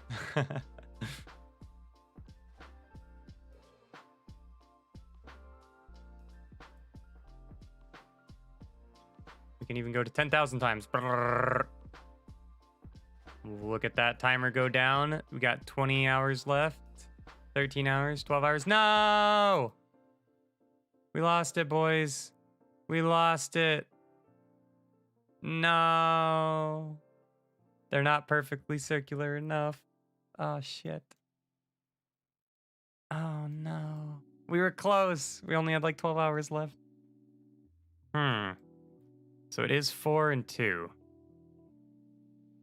It broke. Which one are we on right now? We're on 2. Great. Okay.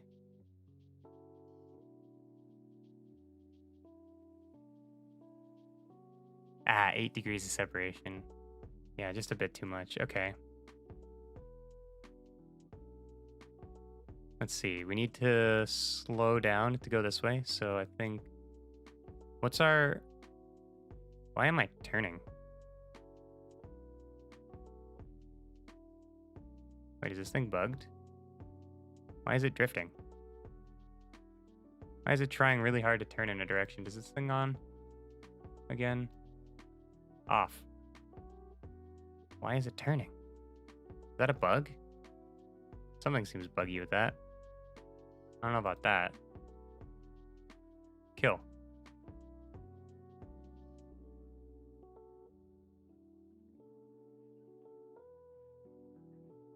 What is it doing? This should not be happening. I'm not pressing any buttons here. And the flight computer is not pressing any buttons. Stop it. Just stop it. Oh, God. And it seems to want to drift a bit when I am controlling it. It's trying to drift in that direction, too. Okay, that's super odd. Maybe I'll just need to reload the craft. But if we look back at Walkie Talkie 1,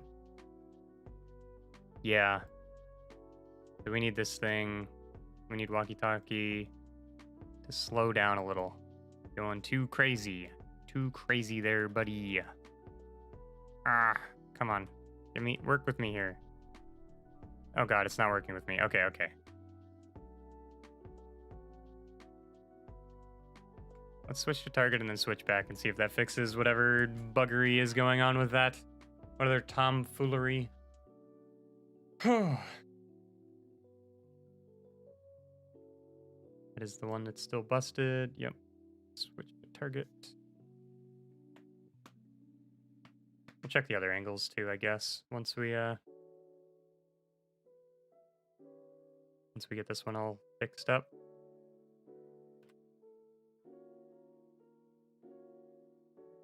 So we need this guy to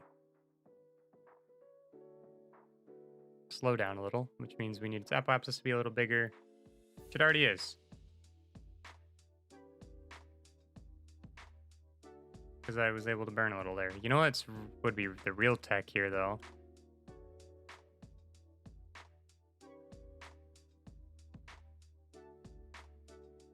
Is if I lower it just a little, keep its inclination below 0.04 so it actually meets the orbit, and then we can wait until it gets back into contact with the walkie-talkie 4. There it is. And now we should be able to keep an eye on the phase angle and change it, get it back to circular once we're at right at 90. But you can see we're already working down the clock on this. So it's not at our apoapsis, it's at our periapsis that we're going to want to get it back to circular. Look at that. Changing it down. That's not under my face, is it? I hope not. If that's been under my face this whole time. Oh God, that phase angle has totally been under my face this whole time. I'm so sorry, guys. I hope hope you've been able to follow along without being able to see that. But yeah, right here, this is what I'm looking at. The phase angle between our target and ourselves. Okay, so we're getting close to periapsis here. Phase angle slightly growing. That's okay. Okay, periapsis. Get us back to circular. We don't want to change the phase angle at all. It's going to change. It's an inevitability. There's nothing we can do about it. I mean, technically there is, but it's going to require a little bit of fine-tuning there. Okay, orbital periods are 0.7 seconds off. That's kind of big.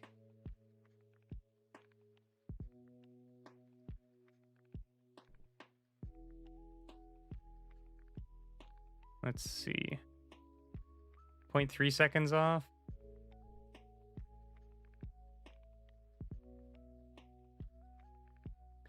.02 seconds off. Okay, I can live with 0.02 seconds. All right, so that one's good. And our connection is still good. Let's switch to Walkie Talkie 4 and see how it's doing. If it's still in good phase with the other side of its connection. Chain is only as strong as its weakest link, and we've got a pretty small number of links here. 91 degrees. Let's focus on Kerbin again. That's 91 degrees. I wish I could have more of these open, like have all the phases open at once. See how all their numbers are looking. This one does not seem to be drifting particularly quickly. Yeah, that one seems really stable. Let's check on Walkie Talkie. Wait, which one are we? 4. Check on Walkie Talkie 2, one we were just at. Make sure that one is looking good. It's connection. Oh, wait, what? There. Oh, let's go that one. We don't want its phase to be changing much.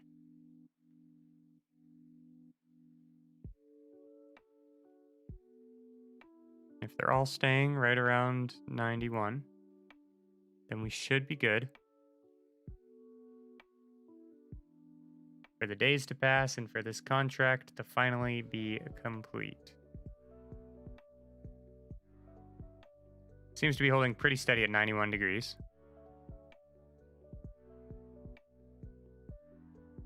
Ah, that is really nice.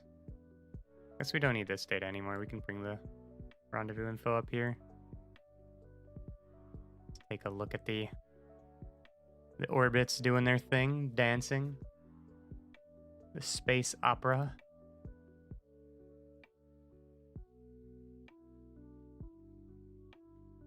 It is slowly shifting, it looks like.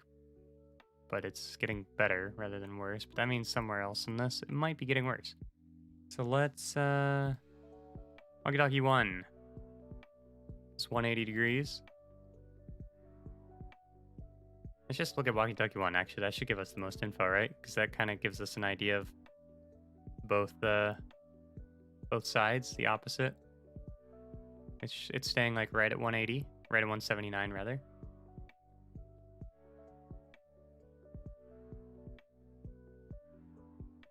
Okay, 23 hours left. Phases are looking good. Walkie Talkie 1 is 178. Walkie Talkie 2, 91. Walkie Talkie 3, 91. That sounds to me like we've got a successful communication network for now. Should have at least 99% uptime, maybe. Oh man, might lower as time goes on, and some of the errors propagate. But I think it's good enough to rely on. We're at 9 hours left. Come on, please don't make me do any more of this. I want to go make my mapping satellite. Free me from this torment. 3 hours, 2 hours. Oh boy, coming up on the wire. 1 hour. 20 minutes. Oh boy. Think we've made it. Sure seems that it is complete. There it is. Okay. Finally. The Walkie Talkie satellite network has been completed. We got $300,000 for that. Holy shit. We're rich. That may not have been worth the effort in terms of like time efficiency, because I definitely could have done that better, but it was definitely worth doing. Because wow, that is a lot of money.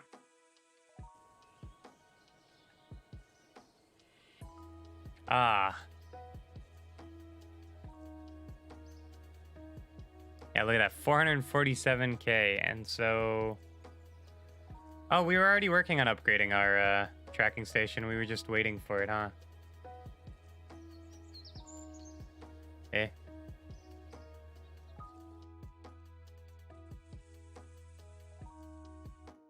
Wait, what?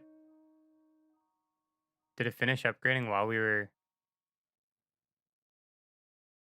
Oh, it finished upgrading while we were waiting for the time. That's kind of funny.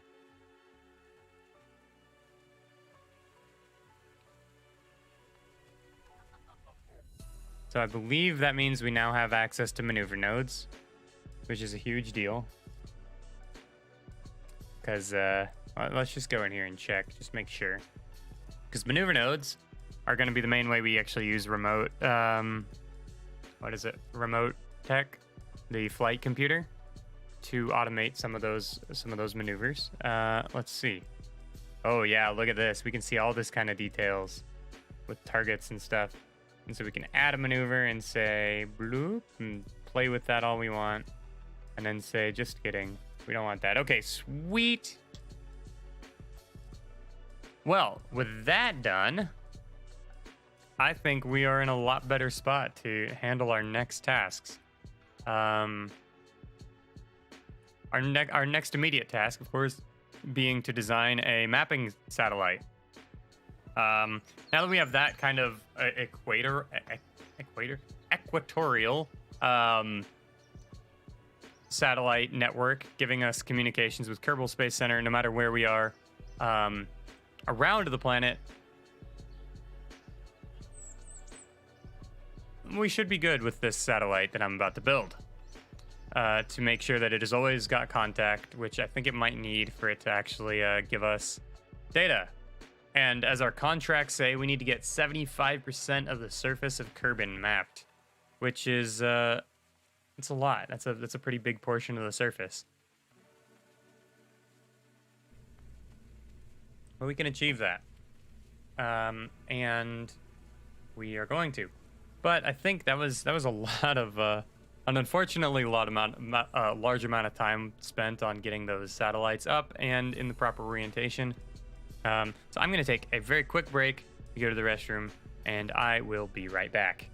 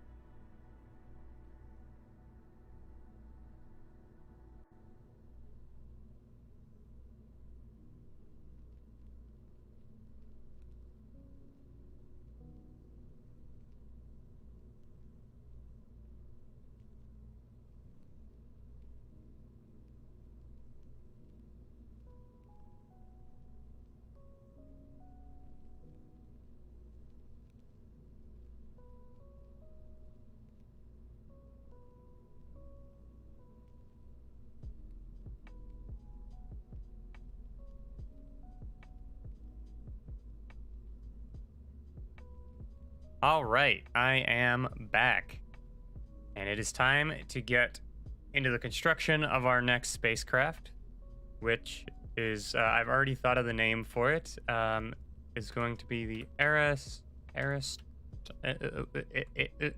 maybe if I can spell properly. Let's see. Let me go to Google real quick, just make sure. Eratosthenes, yes, Eratosthenes. I spelled it wrong already. Eratosthenes. That's correct. Yes. Eratosthenes, a famous ancient Greek who mapped the Earth and was able to calculate the size of it very famously. I think a fitting name for our first probe that is going to do exactly that from space. And so, we're going to use the Probidobidine Octo for that, for the command center of this. And similar to the previous satellites, we're gonna need a whole bunch of fun stuff on here. A small inline reaction wheel.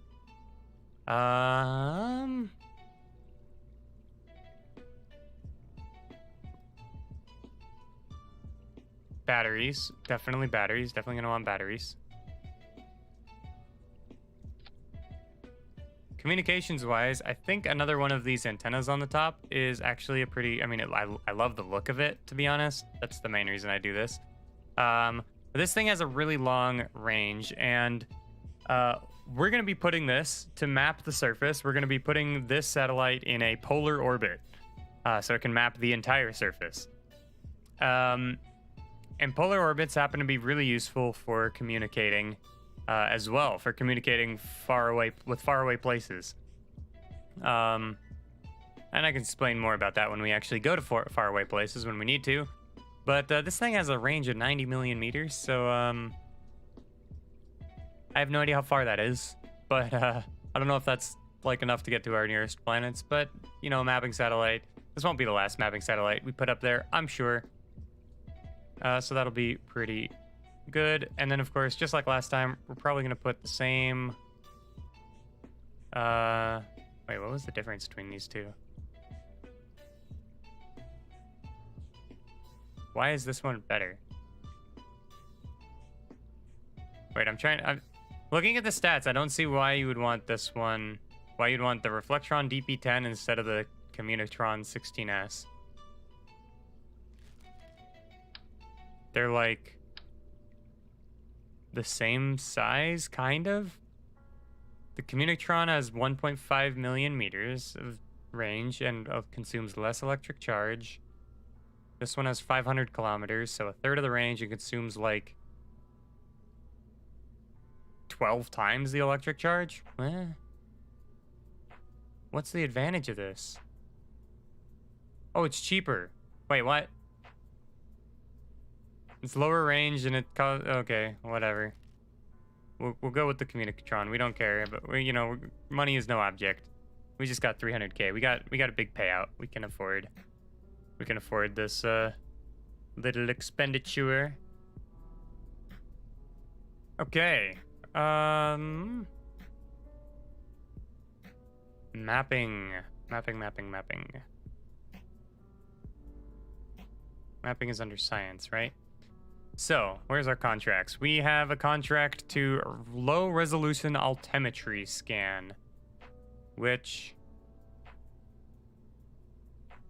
visual low res. Altimetry low res. So we have this radar and oh Jesus, this thing's big. Oh lordy.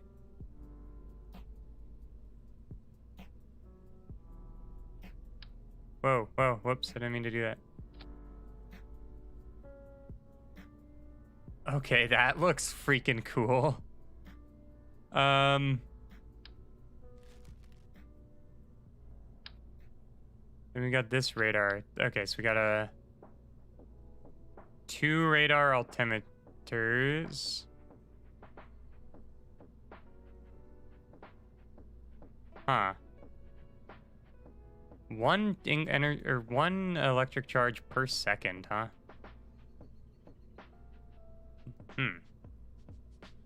And then we need the biome scan. So I think this is our only these are our only options. These three here. We need this guy. Which does this one do anything crazy? When it extends. Wait, where's the camera on this? Is that the camera right there?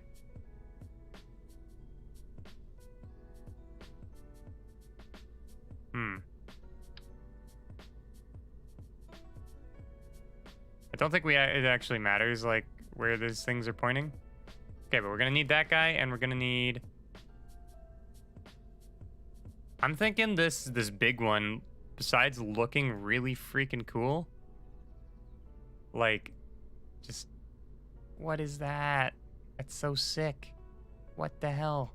Besides looking really cool, it has a higher altitude that it can operate at, and it has a bigger field of view. So it should map it faster. So we're gonna want that. This one requires daylight. Interesting. And it is also capable of working at... So these have a minimum altitude they're able to operate at, a maximum altitude they're able to operate at, and a best altitude. And so the best for this one is 100 kilometer altitude, and I think we can do that with this guy too. So those two will work pretty well together. That said, next question is how are we gonna power these? So we're gonna need a bunch of electrical power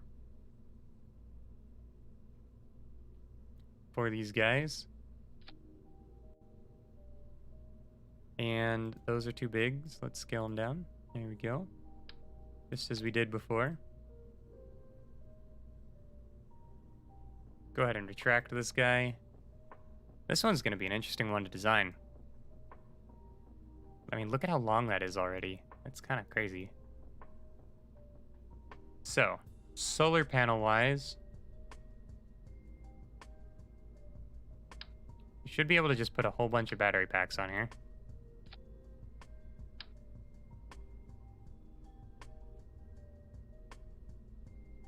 And then cover them in solar panels.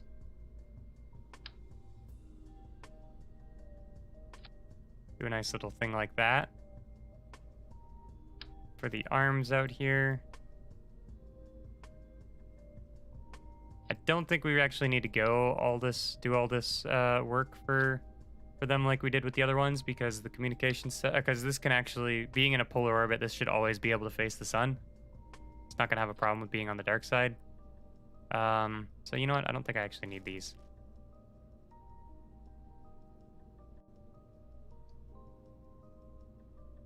What I do need is some rocketry on here.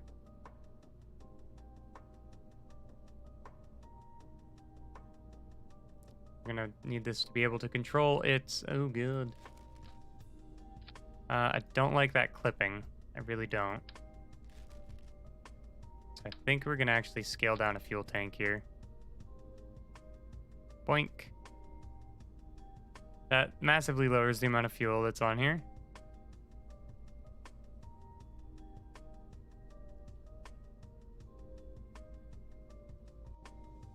But that's okay.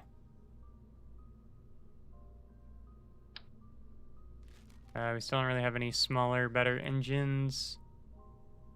We'll just do the same as we did last time. Oh, I'm not allowed to scale down the engines. Right, I forgot about that.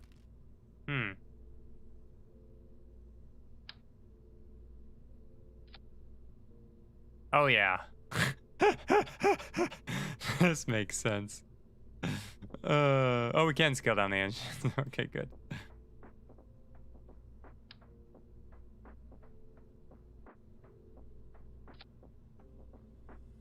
This is kind of cute. I'm liking it. I'm about it. That's not much delta V's. We're definitely gonna need more delta V's than that, I think.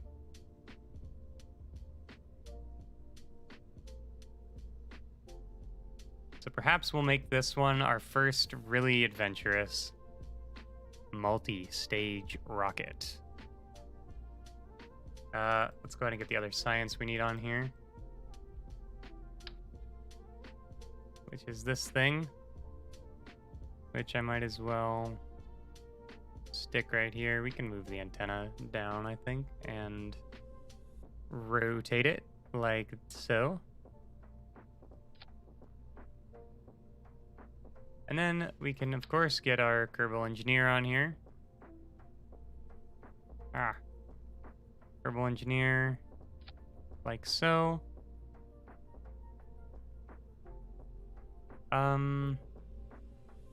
Do we need any of these? Does space above certain biomes actually give us data? I don't think we need any of the other science on here. So this is a cute little probe. It's not going to get us that far, though, by itself. I'm thinking we do a 2-stage rocket.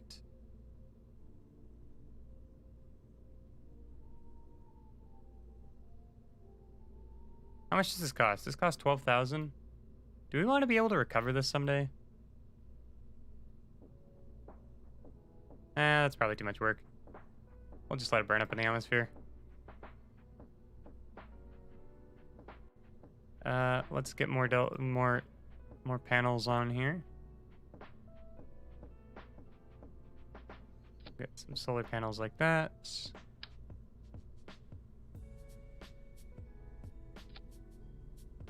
And that, there we go. I don't know how much whatchamacallit, how much energy we're gonna be able to get from like showing this face here. Like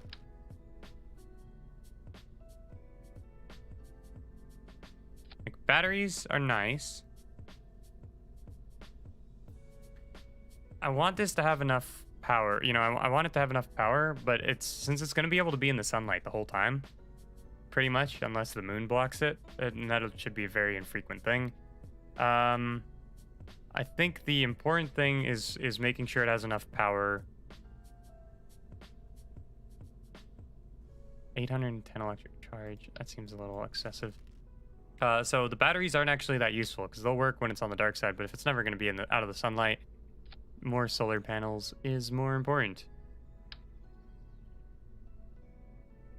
I don't like how that's clipping. Okay.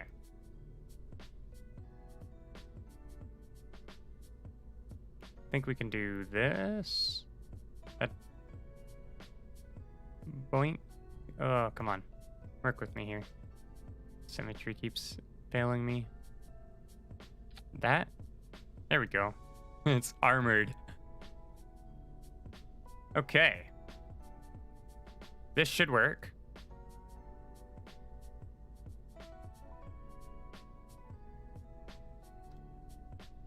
And so now we get to do something really fancy, I think, that we haven't done before.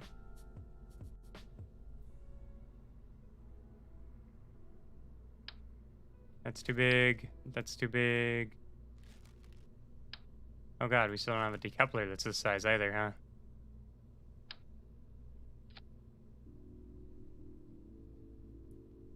We will take this decoupler and scale it down. There we go. Those engines are gonna be fine. They're gonna be fine. Nothing could possibly go wrong. So we're actually gonna put another. Okay, no, those need to go just a little higher, and not 4 of them. Just a little bit higher. There we go. It's clipping a bit more, but I don't want them to have problems with this guy. Because what we're gonna do is we're going to build a second probe body here.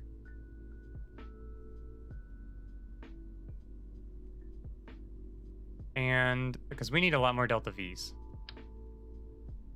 So where's my control? We're going to give this same as above, inline reaction wheel. And a battery. Give it 4 solar panels. And it needs communications, otherwise it will not work.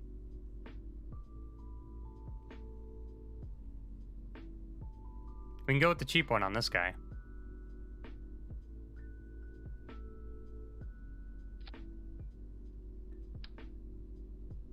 I'm kind of scared that would break.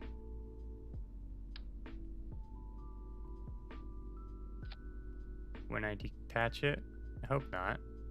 Maybe I'll just lower it down here. Like that. There we go. Okay. I don't like that actually. No. Wait, what about this guy? The one that has to extend. Oh, it has more range than this one.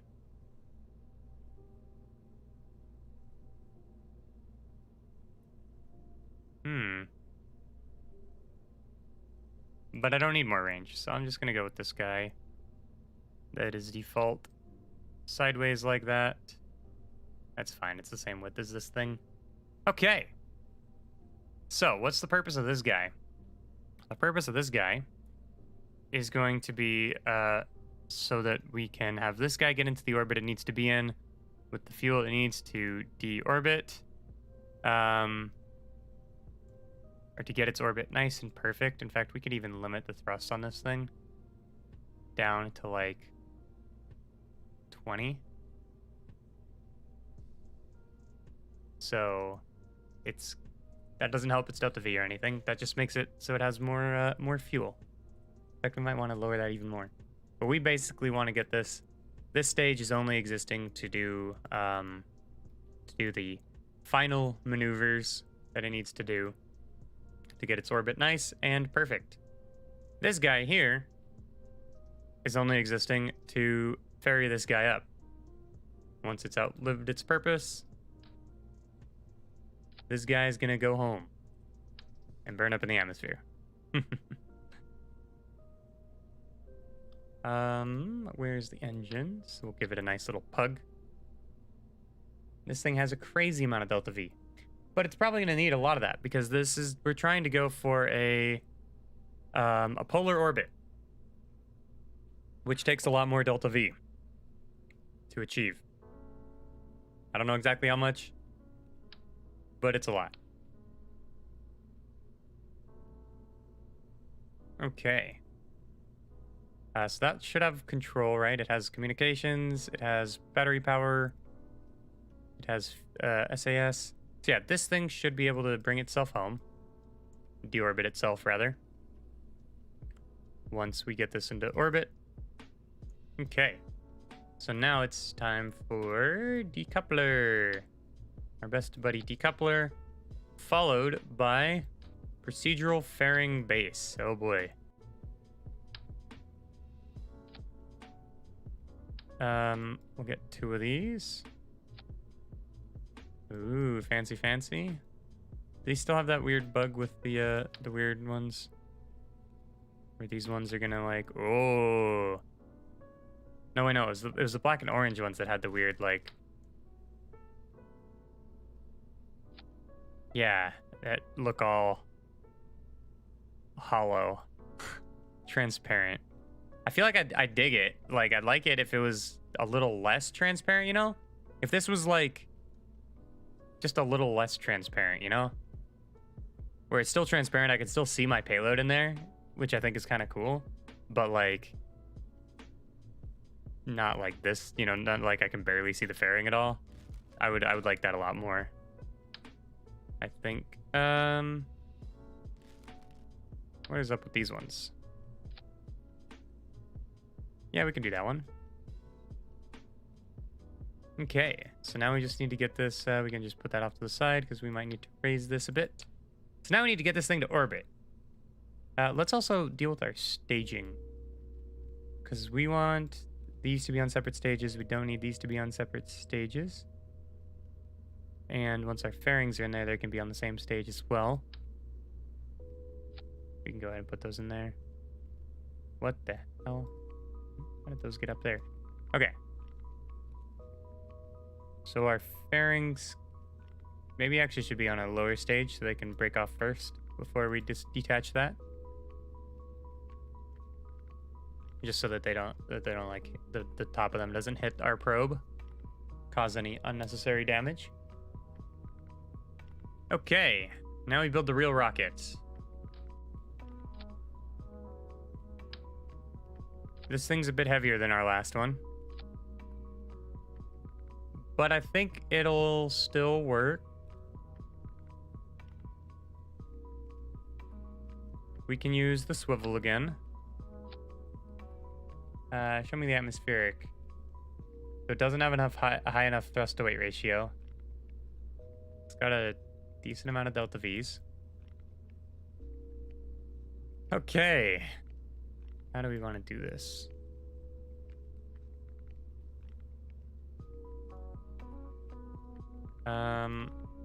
Where are we? Holy crap. I'm having a brain fart. Coupling, there we go. There we go. We want 4? Maybe we only want 2. Solid rocket boosters on the side of this. Big thumpers. Oh god, those are almost clipping.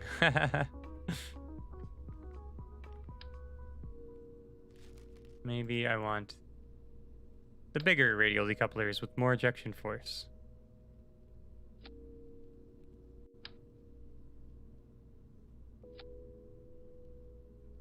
There we go.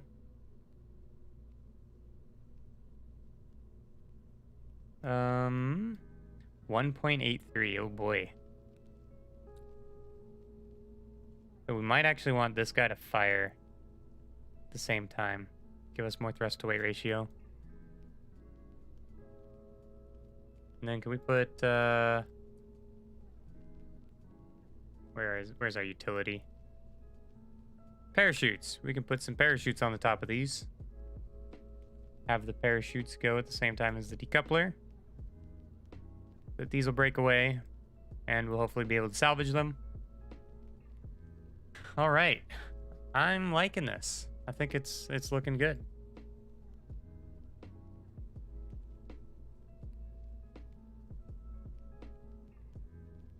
Okay. Oh, no, it's not. No, it's not. Wait, there's something very important that I don't want to forget. Wait, what is that?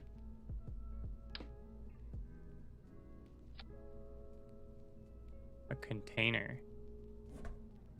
Oh, it has an inventory. Oh, that's the Kerbal inventory system thing, I guess. Interesting. Okay, don't get distracted. Don't get distracted. I need aerodynamics. Where's the aerodynamics? There it is.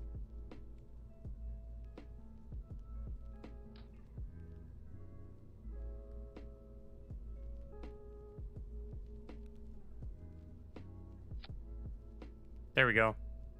That's not even properly aligned. Like this. There we go. Okay. Is this enough delta V to get into a polar orbit? I honestly have no idea. So we're just going to add it to the build queue and find out. It's going to take 6 days to build. So let's get building. That'll be a pretty big waste of money if it doesn't work. So I didn't put any kind of recovery on the top stage. So how much did that cost to build? I have no idea. Warp to complete. Ring. That's 6 days, huh? Let's go check on our... I'm going to go check on our satellites while that's going. See if they survive 6 days. Stay in touch. Oh, they didn't. Yep, so they've drifted apart after 6 days. That's pretty unfortunate. What is this? Oh, this is... All right, I haven't looked at our contracts in a while. And it has been a while. It's been 6 days as of just now. What do we got? Put a new satellite in orbit. Eh? Where did that... What? Why did that just disappear? Eh? Okay. Put a new satellite in orbit. What the hell are these numbers? 180-degree inclination at 7,000 meters? That's enormous. That's a paltry sum to do this. Good lord. Who wants the satellite and why? This is a really precise one too, and it's also huge. Yeah, I don't know. Don't know about those. This ain't it, Chief.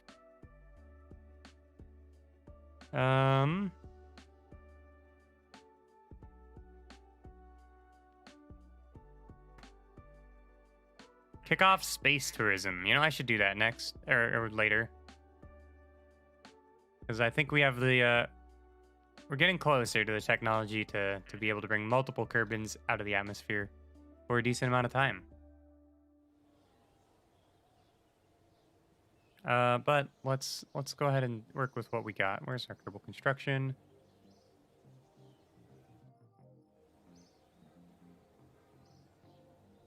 Come on, finish up. Finish building while the sun is still in the sky. It's probably going to take forever to roll out, and it's going to be dark when I want to launch it. It's going to be big sad. Done. Roll out.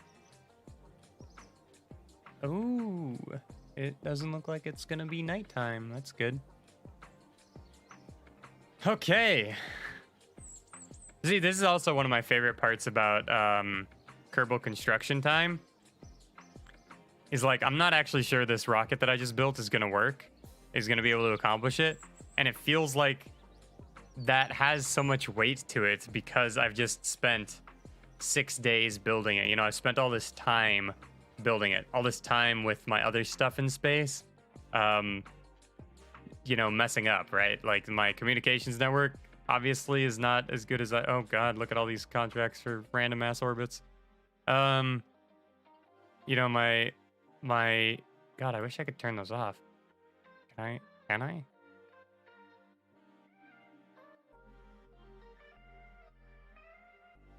I have no idea what this button I just clicked is, but there's got to be a way to turn off those orbits. Toggle offered orbits. There we go. There's the button. Found it. Okay. So, yeah, these guys got out of sync again, which is really, really sad. But, yeah, you know, I spent time building this rocket. And if it doesn't work, we're going to have to spend more time building whatever we build to fix it. Whatever new version of it. Which is pretty cool. I like that a lot. I did turn off, as we know from how Bill died last stream, I did turn off the ability to revert flights and say that, no, that didn't happen. So if something is horribly wrong, like in the staging or whatever, well, I fucked up and I have to live with it.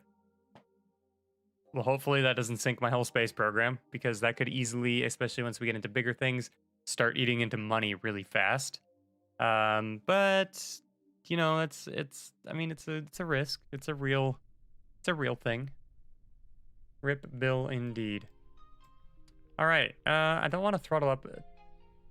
Okay. Well, we're gonna go orbit. That's all we care about for this one. I don't care about the vessel being complete. Don't even care about the contracts. So we're gonna start with throttle low. In fact, maybe we'll start at throttle 0. Okay. Bottoms up. Boom. Look at that. Very nice rocket. I should look at the vessel stats. What's our thrust to weight? It's pretty good. We'll put a little bit of thrust in there from our main engine. So this time we're going to be wanting to go turn the nav wheel up this direction, I think. Oh boy, these solid fuel boosters. Okay, we need to turn the thrust up a little more, otherwise our thrust to weight is going to suffer really badly once we dump these solid boosters.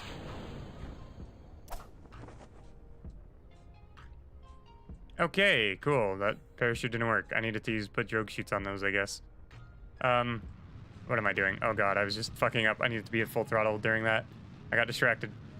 Okay, our thrust weight ratio is okay. We're good. We lost a little bit of efficiency there because I wasn't at max thrust. That's okay. I'm not doing a gravity turn this time, because we're well, maybe I will. We'll start turning this direction. Up and down. Which isn't quite optimal. Okay, it still worked anyways. We got the stages recovered.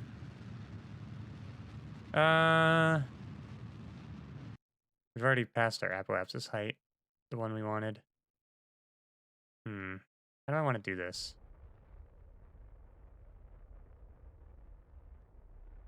I don't know.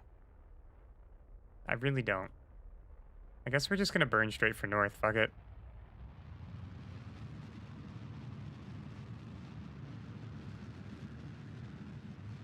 We can lower our orbit later. While we're up here, we can go ahead and detach our fairings, because we're in space now. And then we can continue on our way. Goodbye.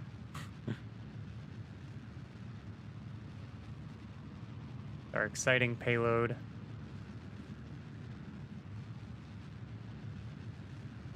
Let's see. So our inclination is 77 degrees. We want it to be 90 degrees. Oh, and there goes that. Okay, so do we have enough delta V's left to get orbit? I think we do. We sure do have a lot.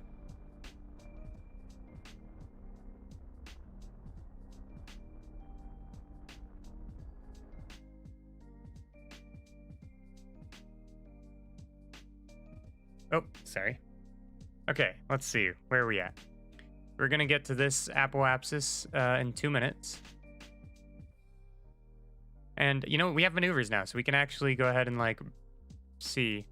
What is it going to take to get into orbit from here? Oh, they have changed the UI.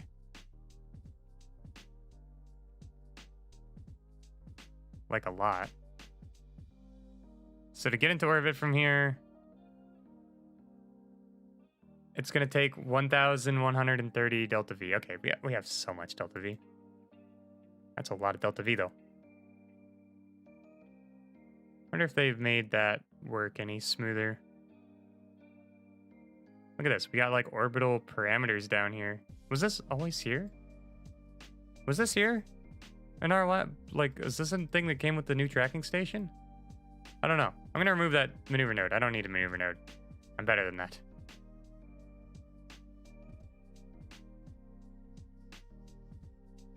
We can go and set and see.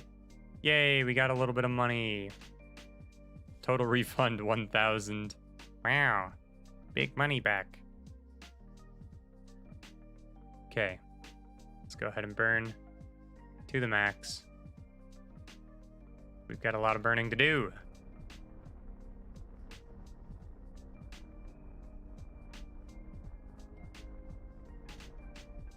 Okay, I didn't limit the thrust on this one at all. This one's gonna go as hard as it can. I should have looked at that maneuver node and see how long the burn time was. And try and push our orbit to be an actual orbit.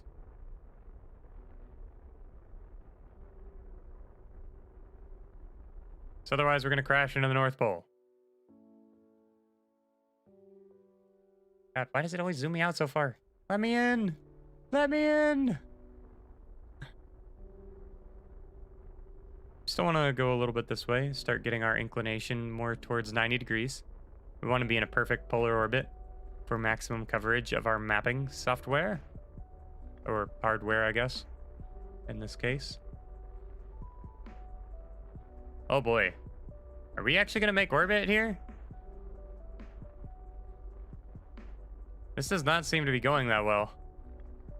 That periapsis is still, like, really low. This engine does not have that much thrust. My apoapsis is a little higher. I do want to be at 100K for my final orbit. So I did, like, way overshoot where I'm at right now. I'm, like, way higher than I intended to be. That's fine. We can, you know, lowering the orbit should be a little easier. Should take a little less delta V's. We can do that with our final stage, too. It's the getting into orbit that is the more important thing that we need to accomplish here. And then letting this other little craft go back to Earth and not leave space debris.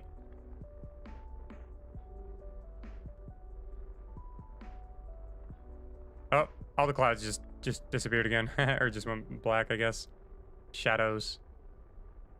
I think maybe they just disappeared. I don't know. Maybe those are just the shadows that are actually still rendering. Okay, we're almost at our orbit, or have accomplished orbit. Eratosthenes, yeah, blah, blah, blah. What a name. Greek names. It has accomplished its objective. It has achieved orbit. Okay.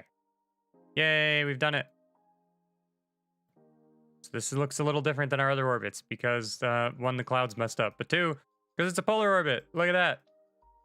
And now it's going to actually be able to bridge the gap in our communications network. Yay. That's awesome.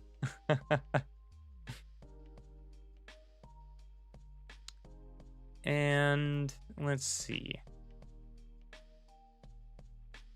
We still have like half the fuel left in this, so we might as well go ahead and burn and get our periapsis up to 100K.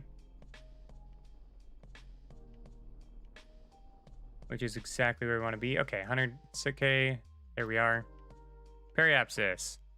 If I click warp to periapsis, we're going to go real fast here.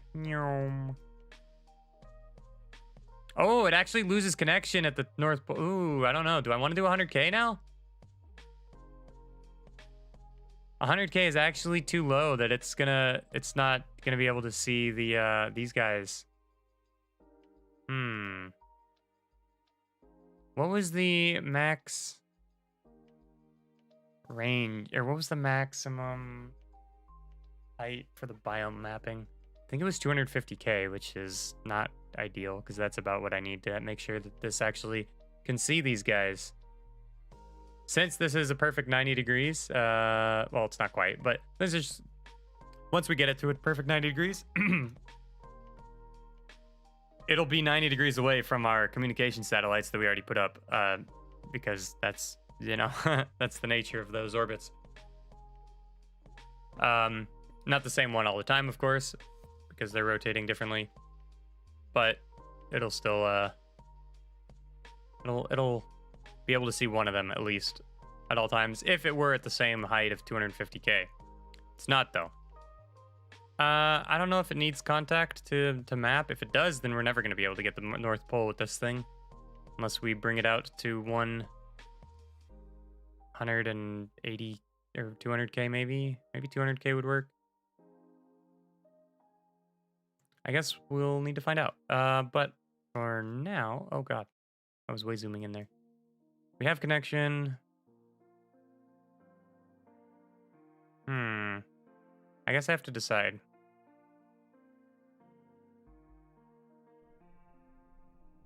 Let's go ahead and circularize.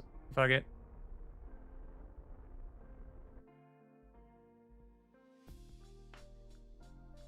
Nope, wrong way. This way?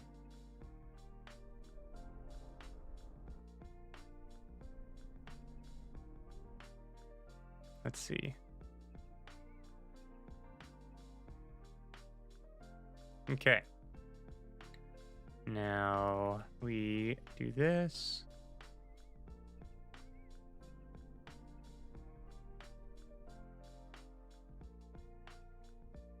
And with one more burn here, we should be able to get ourselves circularized at 100K.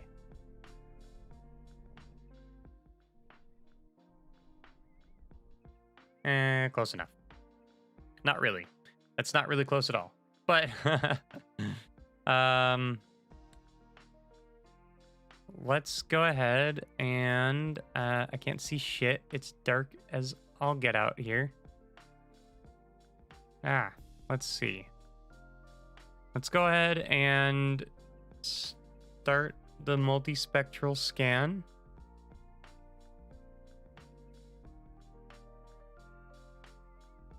Oh, I'm dumb. I thought this was never going to be out of the sunlight, but I was totally wrong because I don't know how the freaking Earth works.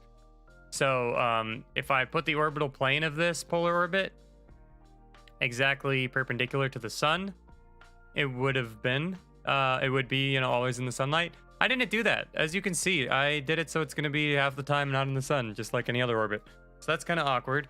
You know, if I turned, I guess it's kind of hard to see. If I had its orbital plane like along here, you know, it would be in the sun 100% of the time until we got later in the year. So this is actually going to be in the sun like all the time eventually.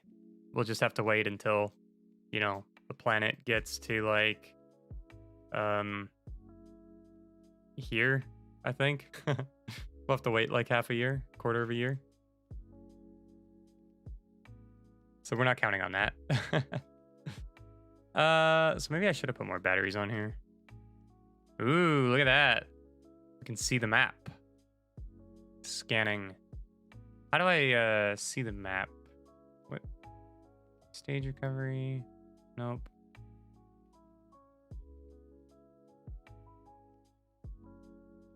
Ooh, there it is. There it is. I found it.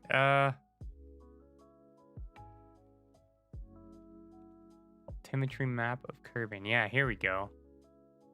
So, this is ScanSat mod. And this is showing our trajectory. So we do still need to actually get it into a proper ooh, we're at the right spot for it too. We do still want to get it towards a nice proper inclination of 90 degrees. Let's do that. That's the wrong way. Burn here. Inclination changes are very expensive maneuvers in terms of delta Vs. That's kind of why we burned immediately to go to this orbit in the first place. Because it would have been a lot more expensive to go into a normal orbit and then try and turn it to this orbit. Come on, just a little more. There we go. 90-degree inclination. Perfect. So now it's polar orbit. And we can look at the ScanSat thing. Oh god, there's all these buttons and they all have the same broken... How do I have this export map to disk thing. Oh, there we go. I've gotten rid of it. But yeah, so now we have this straight line you can see on this map because we're at 90 degrees inclination. And you can see here, if we zoom in a bit, we are slowly mapping in very low res. Oh, yes. That's cool. Now we just have to wait for 75%. So the big question is this going to continue to map once it hits the ground? And the second thing is, holy shit, that is a lot of electric charge we are using. I don't think this thing is going to map the dark side of the planet very well. I think this thing's going to run out of power. Speaking of which, we need to make sure once we get back into the sunlight that this thing is properly oriented so that it will always catch as much sun as possible to feed these hungry, hungry mapping machines. And I'm honestly not sure which way that is. Let's wait until we're back in the sunlight. There we go. There's the sun. Which way do we need to face? Probably like this.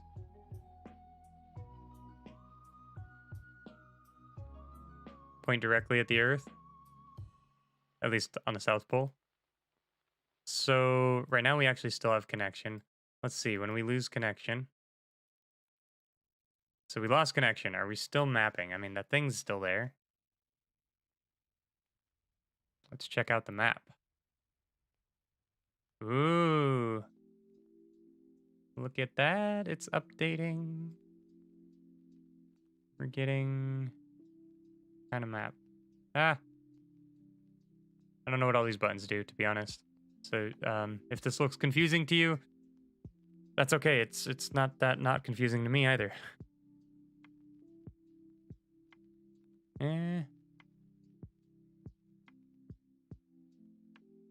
Map type. Biome. Altimetry. Oh, there we go. Now we're seeing our map on the big screen.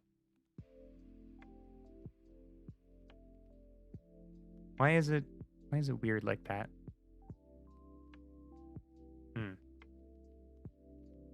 Oh, I guess the altitude maybe. So yeah, we are mapping the planet. It is happening, and it looks like it doesn't matter that we're not connected. It's able to do its thing. The big problem is going to be electric charge on the dark side of the planet. Looks like even on the light side, we are... let's see if we can rotate this to gain as much electric charge as possible.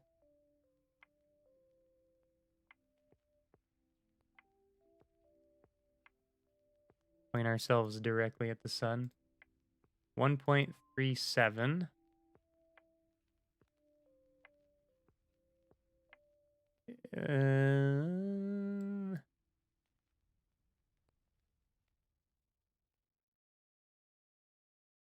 That was less. Is this the most? No. Like this.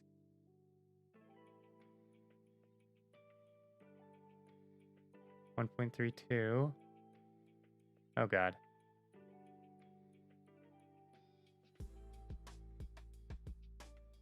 Where was that nice spot that I was getting the 1.37?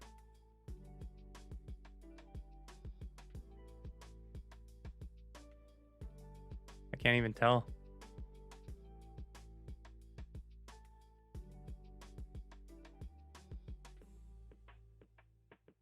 Ah.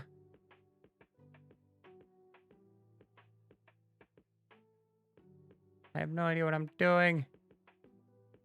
1.35. Okay. Good enough. So, since this seems to be mapping properly, doing its job. Yeah, look at that. We can see what it's doing there. Open the big map and say refresh. Show me the goods. We could also look at the biome map. See, this is an ice shelf down here. Wait, did we not have biome going on here? Thought we had biome going on there. I don't know. Where's our contract? Biome scan. Oh, look at that. So for some reason, the biome scan didn't turn on at the same time. That's kind of weird. So 1 out of 75. Does it need... Oh, right. The biome scan only works in the daylight. I forgot about that. Okay, so this thing's going to be slower. But look at that. We've already at 3% of the surface scanned with our big radar thingy-mabobber here. So I think it's time to detach our little probe and get to our actual satellite. Let's do that. And now we need to, let's go ahead and circularize our orbit. We'll just wait for that to twist away a bit. We're actually at the periapsis right now.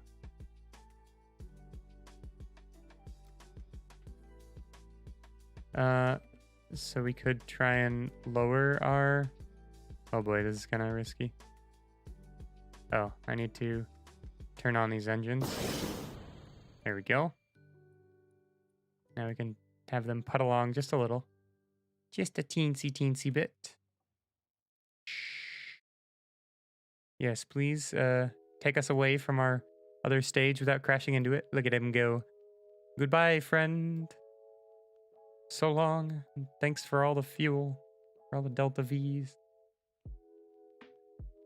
Okay, that was right at 100K. And now we need to go back to pointing upwards.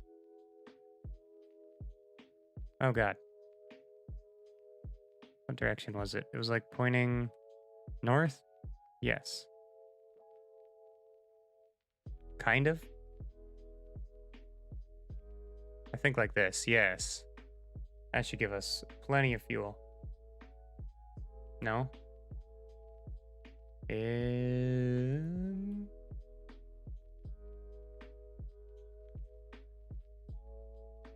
This thing does not gain electric charge very well.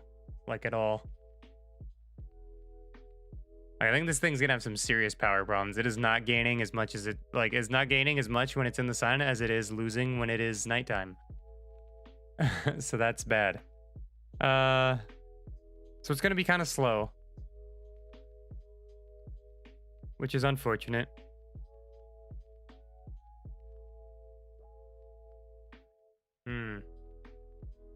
But what can you do? Okay, now let's deorbit the other guy. Where'd the other guy go?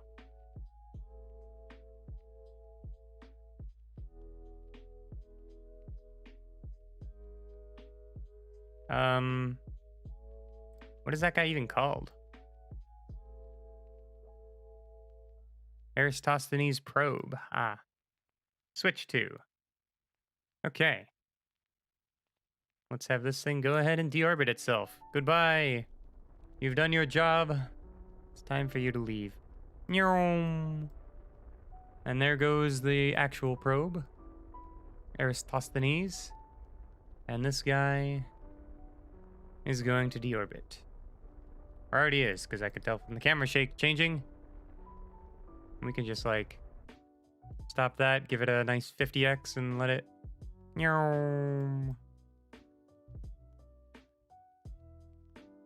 Yeah, I don't think we need to watch this. It'll burn. It'll die. Oh, it's not just gonna let me leave, is it? Oh, I guess we're gonna just watch it die then. Cool. Is that what biome we're in right now?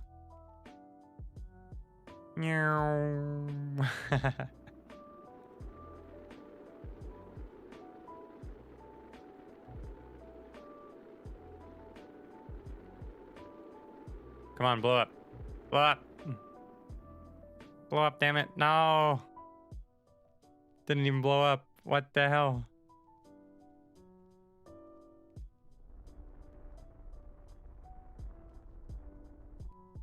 There we go. We're gonna land this thing, guys. That's the plan.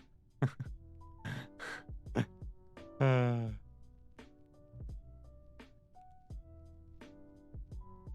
just need to point it up. And then as we get low enough, we can have it thrust and take us against our there we go, against our velocity vector here. Could I actually land this thing? Shouldn't this lose contact at some point? Oh no, it won't, because there's a satellite, a Walkie Talkie that it's talking to. Hey, the Walkie Talkie's coming in huge.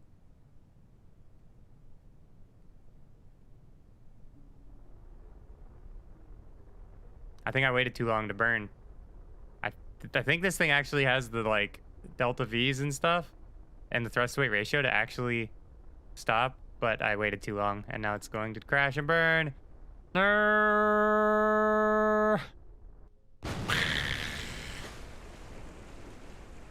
Oh well. Big sad. Whatever. That was the plan for it all along. Recover vessel. Aww. That is exactly what we expected. Okay. Space Center. We are done here. Actually, we didn't quite finish circularizing the Eratosthenes. The Eratosthenes. God, I keep adding an extra S in there.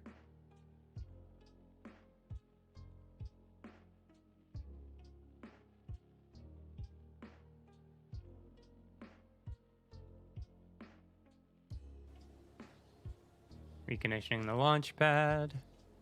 Why is Kerbal alarm clock open? I don't know. Okay. So that's giving us progress on these two. 5% now. Excellent. These weird satellite contracts. I don't like these. So now the big question is, what do we do next? We're at 17 to science.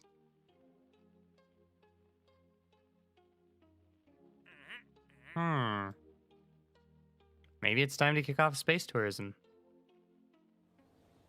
There was something I wanted before I did that, though. Technology-wise, and I think it was the heavy rocketry, maybe?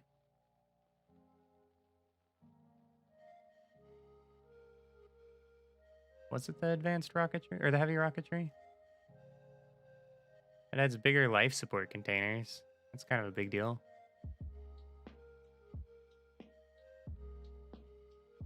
These are the small fuel engines for probes that I would need. Up here.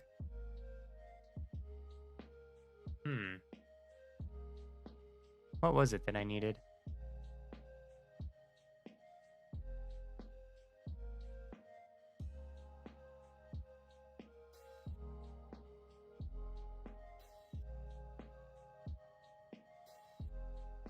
Space exploration.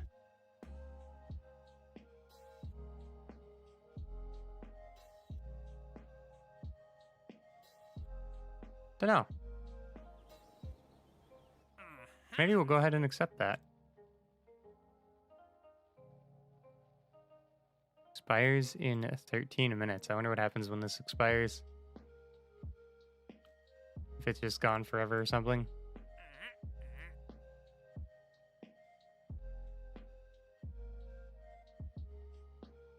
We could try and take one of these missions. 3 different sites. Oh, you have to land at these. Ugh. These are like space airplane building. I mean, landing on the surface seems kind of fun. It's 9 science. Let's go in here and see what it would take. How far away we're talking.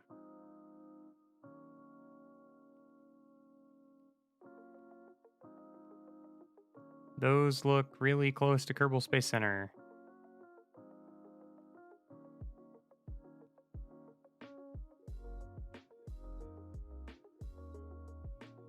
So maybe we should just do that. Wonder if I can see them from the Space Center view.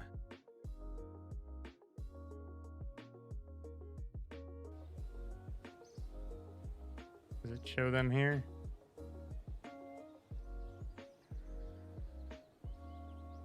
Doesn't seem like it.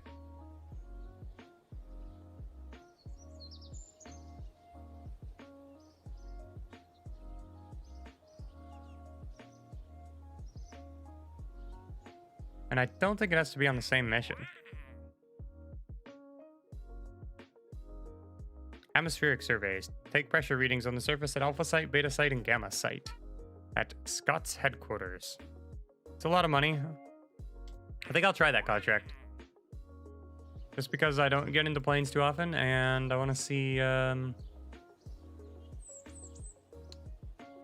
if I can do that. I haven't built a space plane, or not space plane, a normal plane at all yet. I don't think I have that many good parts for it either. So this might be awkward.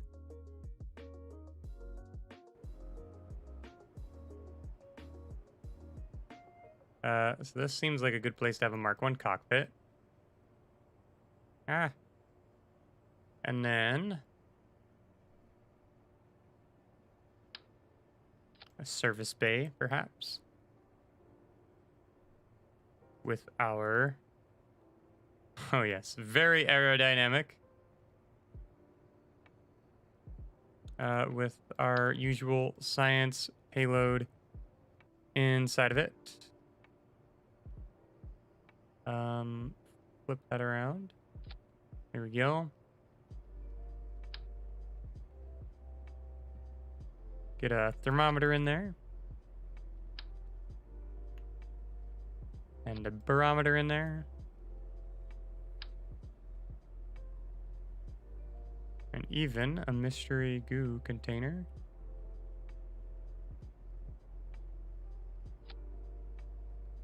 Sweet. Okay. I think that's what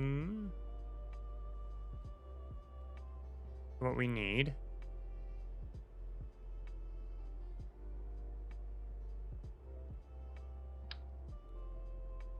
We can also put a radar or a communication on here. Don't know if we'll need it, but if we do, I'd rather have it and not need it than need it and not have it. Science Junior as well. I don't know, that's feeling a little excessive.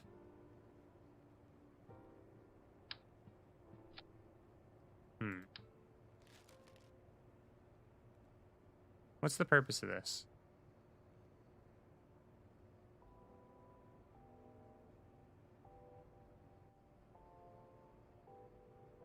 I don't know. Maybe the Science Junior is a little too excessive for our first airplane. Where is the fuel tanks?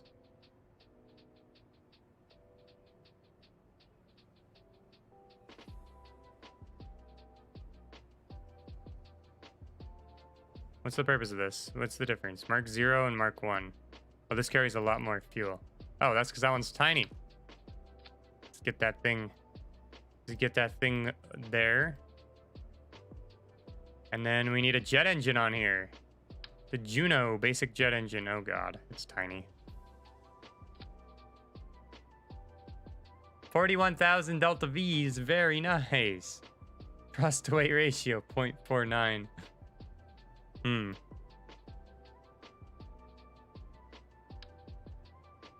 That's very silly. Do I have like big wings? Kind of.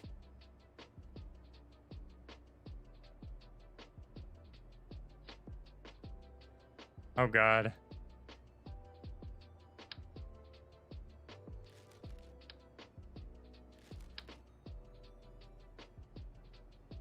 Maybe I need something like this. And then I'll have to put the, do something else for the engines.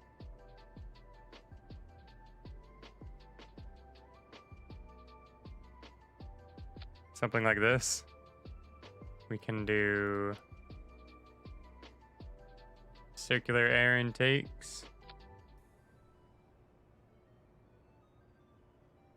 Maybe I should just put these out on the wing like this. I don't have fuel rods, so I need to get the fuel out of this main tank. I need to have it there. Basic jet engines. And then we're gonna get some tail fins.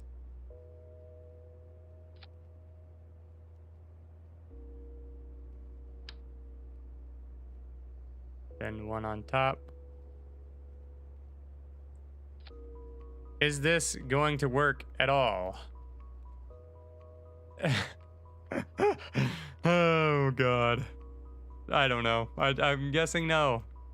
I'm guessing this is going to be a disaster. Because planes that I try to build in this game are always disasters. Oh, I have big fat wings.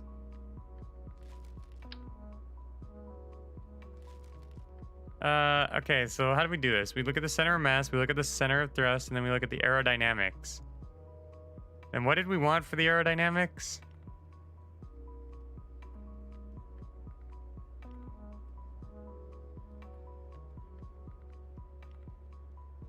Why is it not visible within that? I feel like we want the aerodynamics above the center of mass. What happens if we lower this? Oh boy. We want the aerodynamic center? I don't remember where we want the aerodynamic center in relation to the center of mass.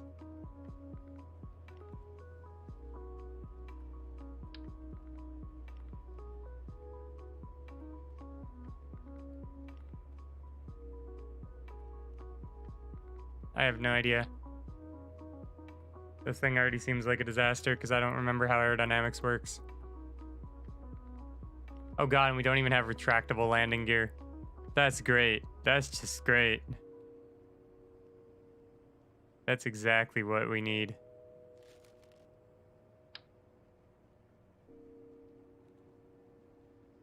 Let's see, we'll take some of this. That is not how you guys are supposed to be angled. Come on, landing gear. I know you can figure this out. Work with me here. It's not working with me here. Oh my god. What is going on?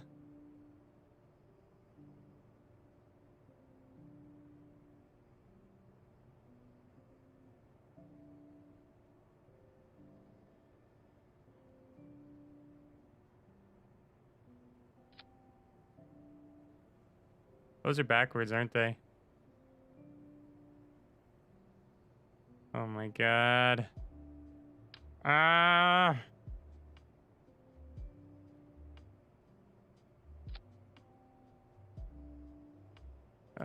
What? What the hell? What is going on? Okay, fuck those ones. We're gonna use these little derpy ones. Can I get like a... Can I get like a more fine-tuned rotational thing for these? I feel like there is a way to do that, and I don't remember what it is.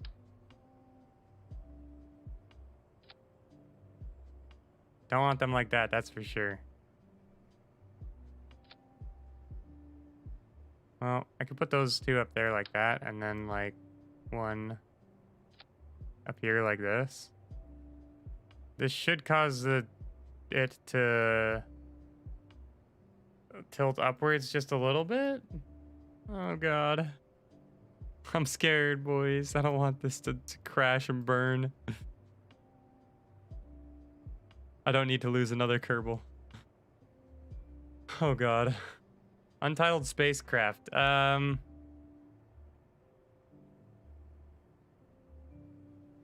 Let's call this the Sparrow.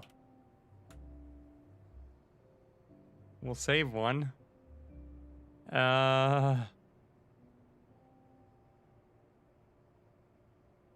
Is it time to build it though?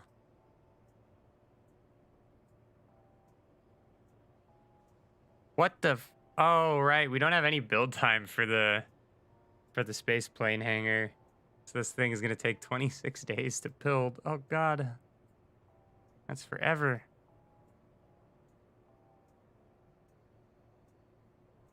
Well, let's build it. There's only one way to find out if it's garbage, and that's not how aerodynamics works. And that's there's two ways to find out. There's I could look it up on Google and make sure that I'm not being an idiot, or I could just do this and find out if I'm being an idiot the hard way. And one of those is a lot more fun. Let's see. We should probably upgrade it just a little bit. Boink. I think I'll buy a little bit more funds to upgrade our spaceplane hangar. Oh, shit. I didn't realize that was doubling in fund cost every time. That's awkward. Okay.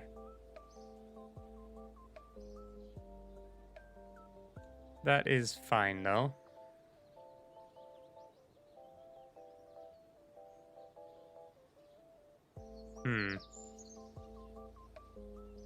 Yeah. This Sparrow is going to take 13 days, huh? I think the next big thing is going to be not doing that mission, because that's going to take forever. Like, forever. So, maybe it's time to start thinking about our space tourism. This expires in 62 days.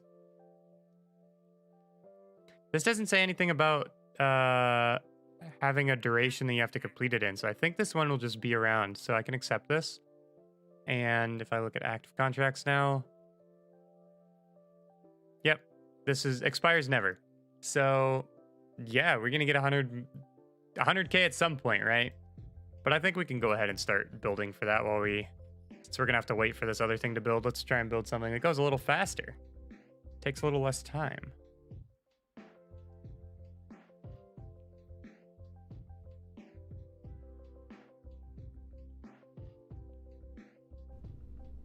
Okay, so space tourism.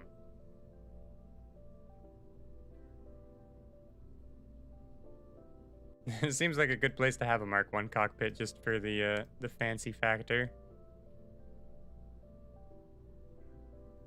I guess we could just technically do a P re-entry module that has 2 seats in it, right? Let me see the contract. Has to have at least 1 pilot, and then it brings a passenger on board. I feel like it's kind of wrong to have a passenger in like the command module though, you know?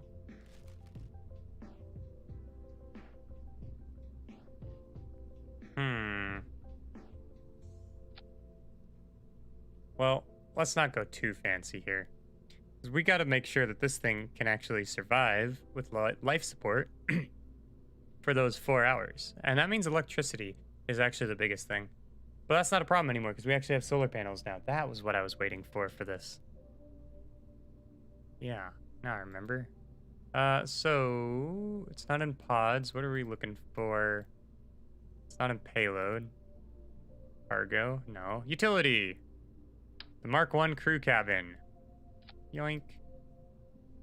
So we can put a guy in there. We can put our good Kerbal in there. Put a reaction wheel on this. And we definitely don't want to get a passenger killed. We're gonna go extra safe with this. We're gonna do 2 drogue chutes. Have the have the drogue chutes in their own staging. Then we're gonna want heat shield. Where's the heat shields? Heat. Thermal. There it is. Heat shield. Boom. Don't need that much ablator. We'll put 40 on there. Okay, no science on board this guy. This is just gonna go to space, get our orbit above 75,000 meters, 4 hours, and then come back. And so the big thing that this needs that it doesn't have right now is maximum is electricity. So it only has 6 hours, apparently, of life support. So let's go ahead and throw on a little extra life support. Actually, you know, we might as well throw it down here. We can throw life support supplies container.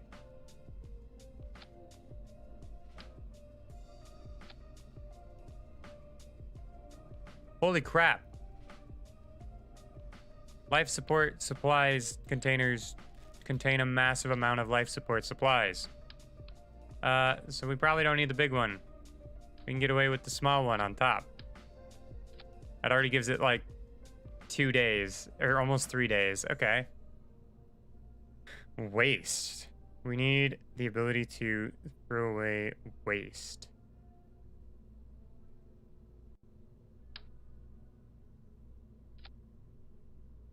It's 6 days. Oh my god. I think we can throw that on top too. Just take the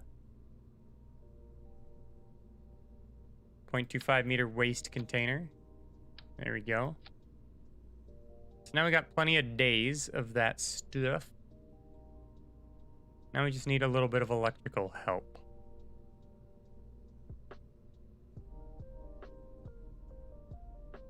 I think we can put two batteries there, which gives us a whole hour and 38 minutes of power. Wow, incredible. Definitely gonna need to make sure we launch during the daytime. Then we can just put solar panels on here to make sure that we don't run out of power. We can put the solar panels up here, actually. There we go. Move these up like that. Looks a little silly, but that's okay. We're not going for style. I still don't like that it only has 1 hour of power. I mean, unless it's in the sunlight.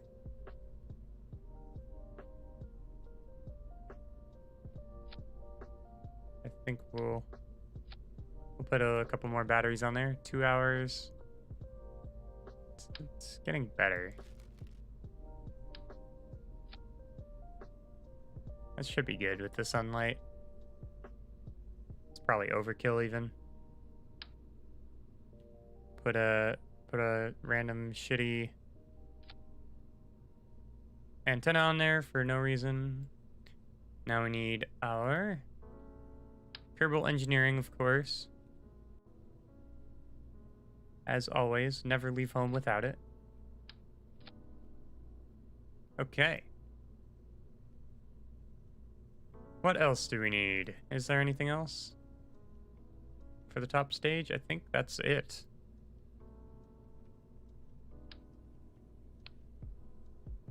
Now we just need a decoupler. And we need our get us back home engine. Maybe get us to orbit and get us out of orbit engine. 800 meters per second is not a lot.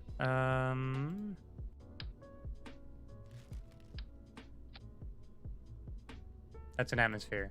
Out of atmosphere, that is plenty of space. Let's go ahead and throw our fairing on there. We like fairings. They're important to us.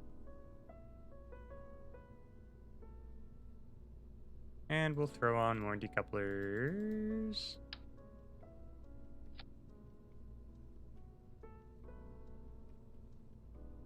So we need to get this to space.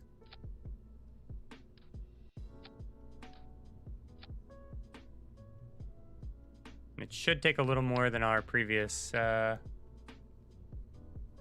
flights have. Yeah. This is going to be another place we're probably going to want to go overkill. This time, maybe 4 of these big solid rocket boosters. It starts off us off with way too high of a thrust to weight ratio. We'll actually put these at 65, perhaps, and then put our engine down here. Our main engine's gonna fire at the same time as our boosters. Put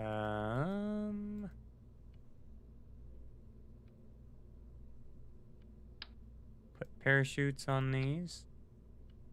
Have these detach at the same time. And then, just like before, we'll put some wings on here.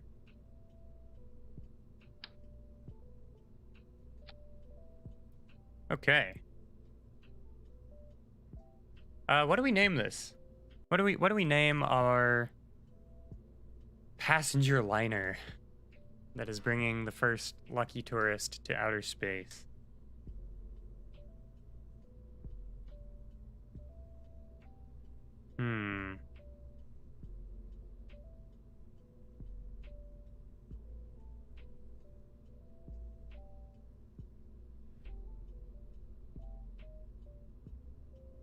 We'll probably never use it again.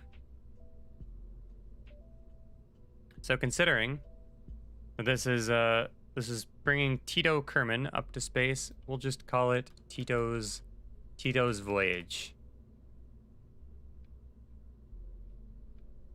He's a millionaire. He's paying to get us go to space. He got to name it himself. Okay, we're gonna have a pilot. We're gonna have a passenger on board.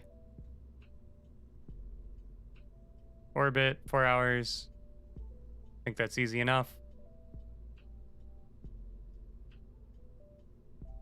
Oh yeah, the Mark 1 crew cabin has 2 spots in it. Yeah, perfect. Okay. Oh, which means we're not even gonna have max crew. So if we add 2 crew, oh, we're gonna have like 3 hours of power. Yeah, that should be fine with our solar panels then. Oh, there's Tito. Hello, Tito, tourist. All right. Save, and it's only going to take 5 days to build, so we'll just go ahead and start building it. And now we'll just check to make sure that we didn't screw everything up. This is going to work, right? We got a heat shield down there. We got power, we got life support. I hope it's going to work.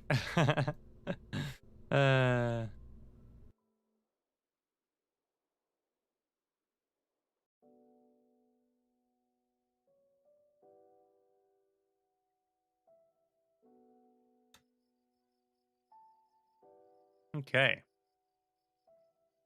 I want to see how our mapping is doing. Ooh, look at that. It looks like it's done a few orbits.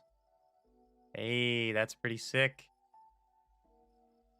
It's not getting any of the dark side of the planet, of course, with that. But if we go to altimetry, we'll get the dark side. Look at that. Pretty cool.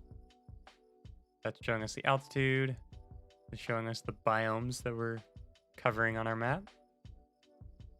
It's pretty nice. How's our contracts for that doing? 9% and 18%. As one would expect, we're getting half of the half the distance on our biome scan that only works in the daytime.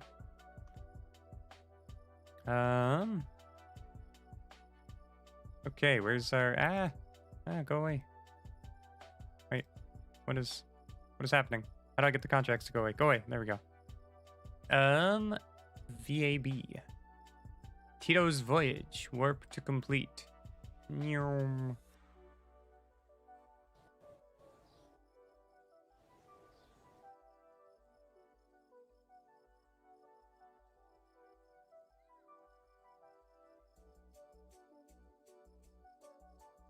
Come on, Tito.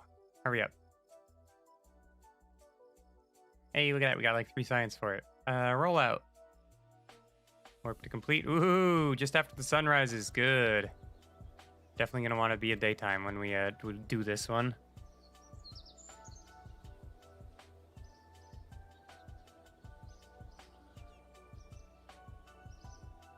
Since we're going to need to catch some sun with this to make sure that it doesn't go offline.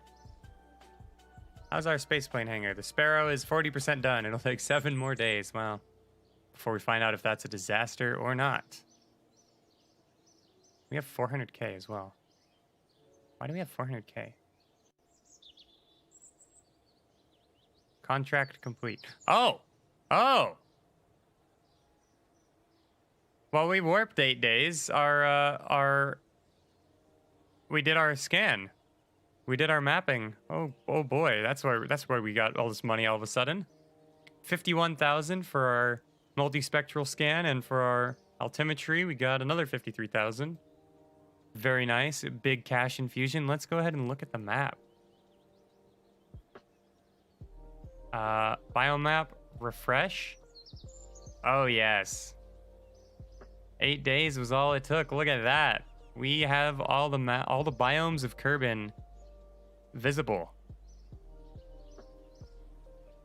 Where are we right now? Are we right here, I think? Let's see. How do I zoom in? How do I zoom in? Is there a way to zoom in?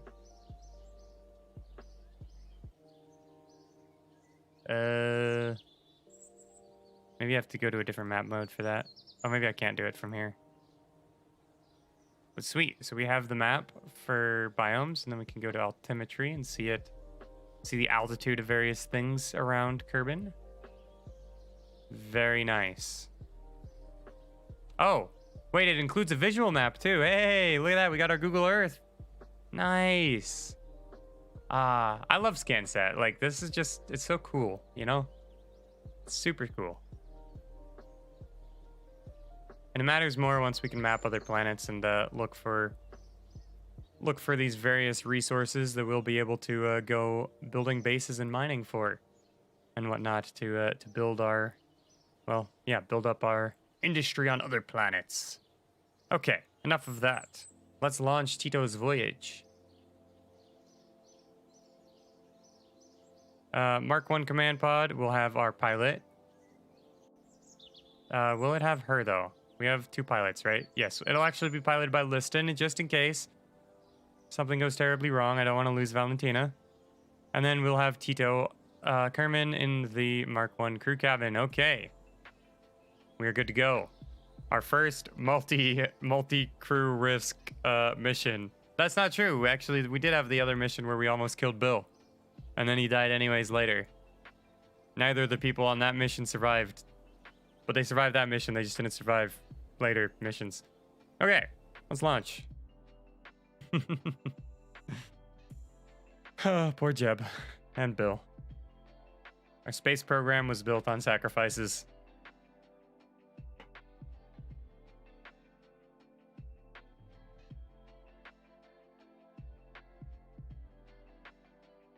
I wonder how out of sync our communication satellites are now. It's been another, like, week and a half.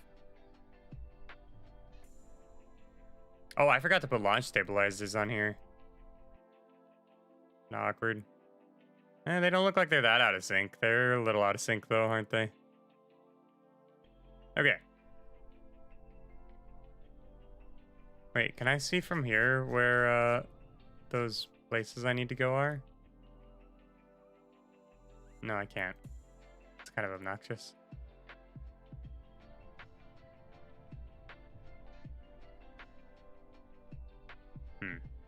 All right. That's not for this mission, though. Liston and Tito are both strapped in and ready. Our staging is correct-ish. Yeah. Why are the fairings all the way up there? The staging is not correct at all.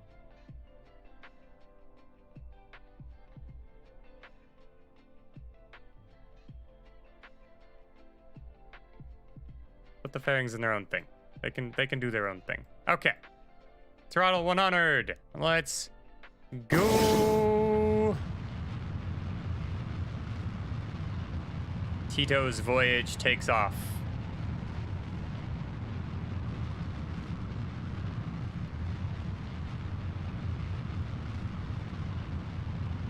Here we go. Tito is chilling. He doesn't even look that excited. He barely looks like he cares.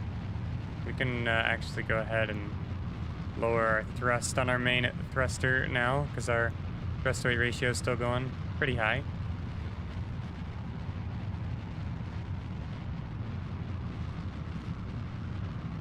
I'm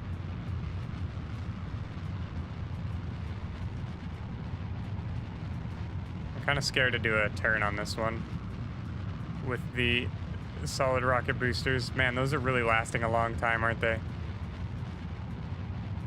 We're actually burning up going out of the atmosphere. Please expire. Oh my god. Okay. Now let's get out of there before those explode on us or hit us. Okay. Whew, we went way too high. So let's go ahead and rotate. I should have turned earlier, but I was scared of that disconnect there of the separation, causing one of those, you know, with one of those being like up above, flying right back into us and blowing up my engine. That would be pretty bad. So I took a very inefficient route in getting to orbit. Let's see. Yeah, very vertical. Much, much, much higher than we need to be. I should really put these two down here. And I can go ahead and separate them now. But let's see, how much mass does that actually lose us?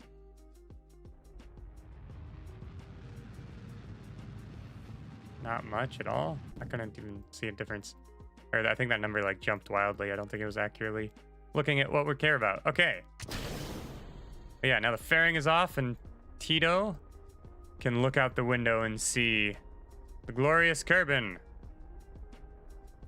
Now we'll just burn for a while and get ourselves into an orbit. Let's see, what does it look like? What do you see, Tito? Let's rotate this so you can see. Ah, yes, there we go. So you can see the curvature of the planet, the deep blue ocean. How exciting. Yes, very exciting. The empty seat in front of you. Oh, look, you have a little table. Damn, this is some luxury shit. Maybe I should turn it so he's on this side. Yeah. Like, yeah, oh, look at that. Yeah, you can see the continent. Oh, wow. Very cool. I'm sure he's having the time of his life. Okay, now let's head back out to space because we're actually kind of busy here trying to get into orbit, aren't we? Which is still a really slow endeavor. We definitely have the Delta V for it, but man, this is slow. Maybe I should wait a little while. Warp to here. Do. Wait until we're a little up there. Okay. Stop warping, please. And now we will go back to max thrust. Stage recovered. Good. We got our 1,000 money back from each of those. Good. Get rid of those. Come on, orbit. How are we doing on supplies? Where's the life support thing? Life support monitoring. We'll just keep that up there in the corner. We still got plenty of electricity remaining. I think we're sticking pretty close to max on electricity. Probably. Yeah, we're sticking at max. I think this most of the engines generate electric charge, but we're also in the sunlight. We've got some of our solar panels catching the sun. So we are good on that regard. Okay, periapsis, come on. Get up there.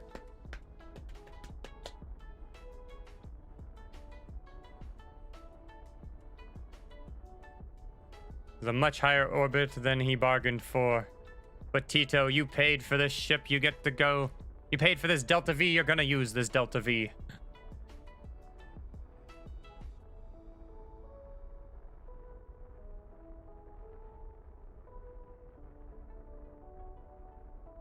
This is actually getting a little worrying how much fuel it's using. I mean, we still have plenty of Delta V, but man, it's still so far from orbit. I way overshot the orbit too. If I had been able to turn a lot earlier, I wouldn't have had this kerfuffle, I think. There we go. Finally making it into orbit. Let's go. We need 75K for the periapsis height. Blink. There we go. So now we just have to wait for 4 hours. Keep our electric charge up.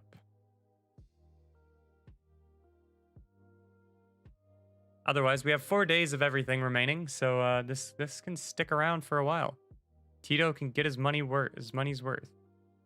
Tourists may not disembark. Well, that's good. Ah, Tito. Look at what you can see. You can see the Kerbal flight engineer thing window. Get out of the way. Why are you always in the way? And look at this. You can see the sun. Ah, it's blinding. I'm sure Tito is having the time of his life, really getting his money worth out of this. I feel like those windows are a little small, you know? If I was a space tourist, I'd want bigger windows. Oh, look at him. Look at him down there in the corner. Why do I not have my mouse? There it is. Look at him down here. He is a happy clam.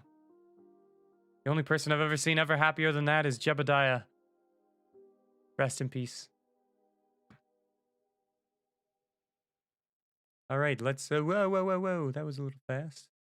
How we doing? Stage destroyed. Of course it was. Doesn't matter. That was only 10 minutes. Okay.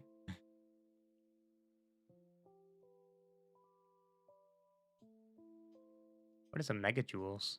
Is that just how much energy we gain? I guess it is. So we lose power, and then we gain power when we come back in the sun. Everything is good. 3 hours remaining. This guy's gonna get to do a number of orbits around Kerbin.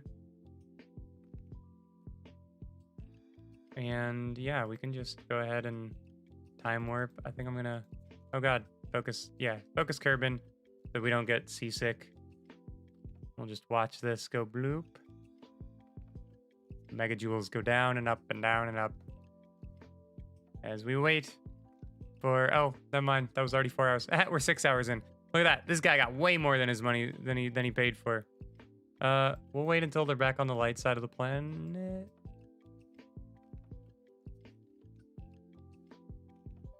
Yeah, we'll wait until here. Okay, time to deorbit this bad boy. Significantly easier than the opposite. We'll bring our periapsis down to 30K, and then we'll try not to burn up in the atmosphere. Yeah, Jeb died before Build died, bro. Last week. Jeb died because I went straight up, and then I went straight down. I forgot how the most basics of orbital mechanics of aero braking, and I went like straight up like 350K meters, and then came like straight down, and there was no time at all to do anything about it.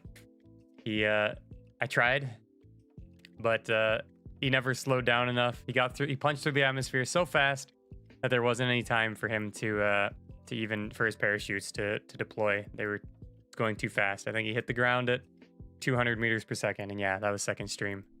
It was shortly before Bill died. I don't know why I just burned there.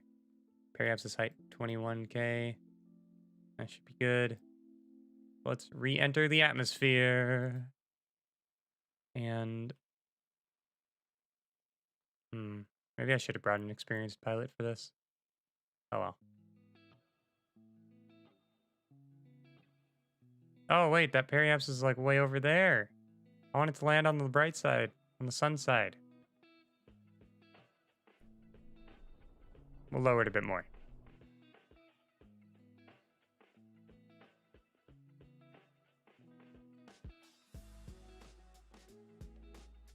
Just a little bit more. Yeah. Come on. Land. Ah, that's not what I meant to do. Let me time warp, damn it. Why won't you let me time warp? Let me time warp. Why? It's so weird that sometimes the buttons just stop working. Okay, bring it back. Bring it back. Come on. Let's get in there. Tito's had his fun. He's getting more than he paid for. We should charge him extra.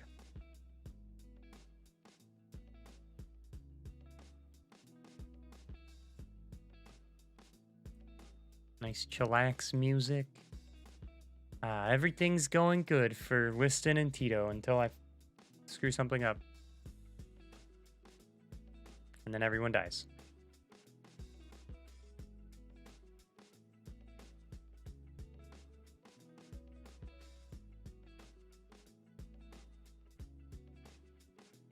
Come on, where's the heat?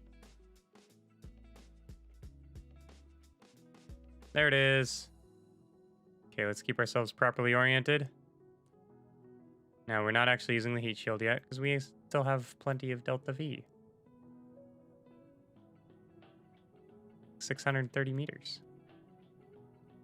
So we'll burn to slow ourselves down. Once we get a little lower. Okay, now it's time to burn.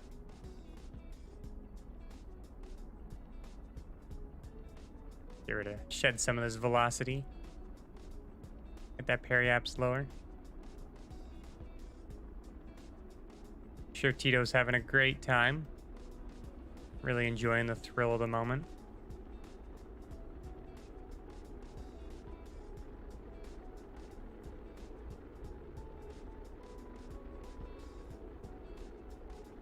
$38,000 meters.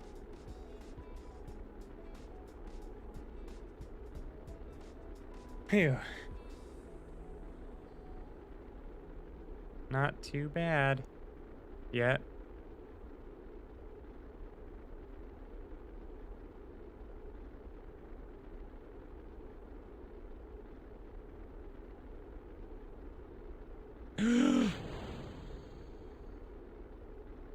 What the fuck? Okay, get that out of there. Heat shield, please. Heat shield. Oh god, we're spinning out of control. Why has everything gone to shit? Okay, we're fine. We're good. We're good. No problems here, boss. No problems here. Tito, you know, you paid for the whole... You paid for an adventure, you got an adventure. Oh my god, why does it keep spinning out of control? No, stop doing that. Oh my god. I needed to slow down, like, a lot.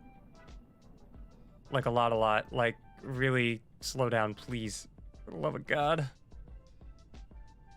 Freaking hell. It is going down so fast. And I can't control it the right way. Come on. Come on. I need the drogue chutes. Like... Drogue chutes. We got them. Okay, thank God. Okay, now I can breathe easy. Now it's okay. Okay. Wow.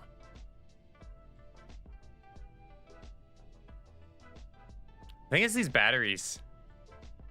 These batteries on the side cause that aerodynamic instability, I think. Yikes.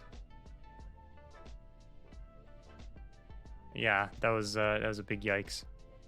Whew.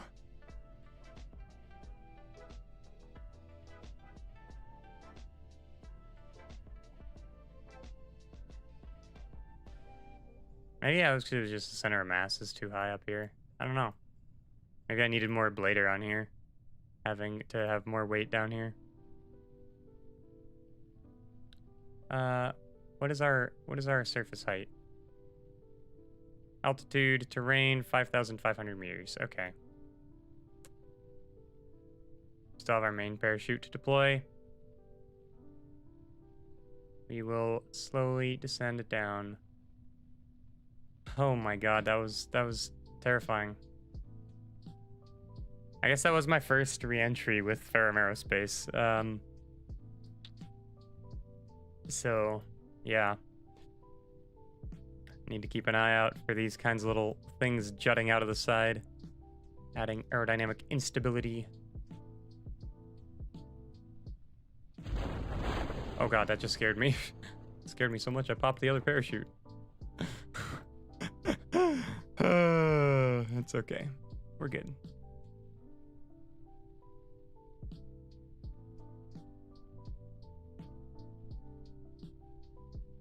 I hope we're good anyways. Tito better not die. This better not crash. I should put landing gear on here. Why did I not put landing gear on here?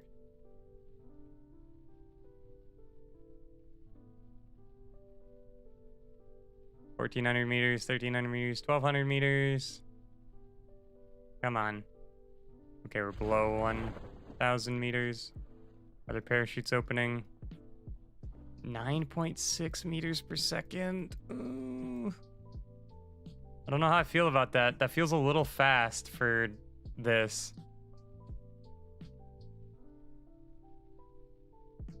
Oh god, if he dies, I'm gonna lose so much money out of this. This will be the worst investment. He hasn't actually paid us yet. I said he paid for all this. He hasn't paid for it yet. 400 meters. 300 meters. There's literally nothing I can do but pray. Point the nose straight up and pray. 9.2 meters per second is kind of fast. Well, where am I? Oh, there we are. 200 meters. Oh god. Oh god. Oh god. Tito, pray.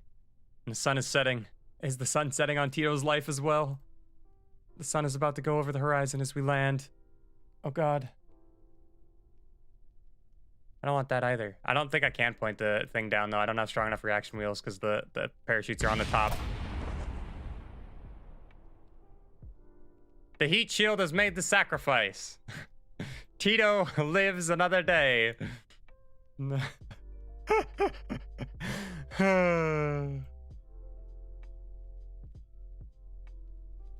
And he's happy. Look at him. Liston is like, look at that face. Liston's face is like, bruh, that was not supposed to happen like that. What the fuck? And I agree. Okay. We did it. Recover the vessel. Oh, God. Oh. My heart. That was way too stressful. Space tourism is complete. We have done the first instance of space tourism. Tito's voyage was certainly a voyage. It was certainly something that will probably be passed down through legend for many years to come. We got like nothing out of that science-wise. Of course we didn't. We didn't expect to. We got a little bit of money back. Tito Kerbin. Look at that. He got 2 XP. He advanced to level 1. He is a level 1 tourist. I don't know why they give him XP. I wonder if he'll show up again someday for another tour. But Liston is leveled up as well, which is very important. That's good. I'm glad we put Liston on this instead of Valentine or Valentina, whatever her name is. 100K for it. Very nice. Very nice. Stage destroyed. Don't care. And then we just got the Sparrow waiting to be built. So our only active contract is the one that we're building the Sparrow for, to see if that'll work. Might not work at all. Let's see. Oh, good lord. There are more Kerbal tourism contracts. Suborbital contracts. Oh god. These are pretty cool. I like these.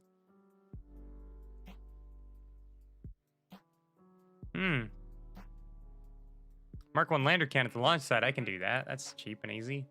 Okay, well. Disregarding that. I think that is enough excitement for today's stream. We have gotten our extremely bootleg communications network online that is already out of sync and not working properly. So that's nice. Yep. Let's see. Oh god, there's a mission on the other side of the planet for the Kerbal. Oh god, the space tourism one wants a suborbital trajectory over the other side of the planet? No way. Through that. That one's pretty cool.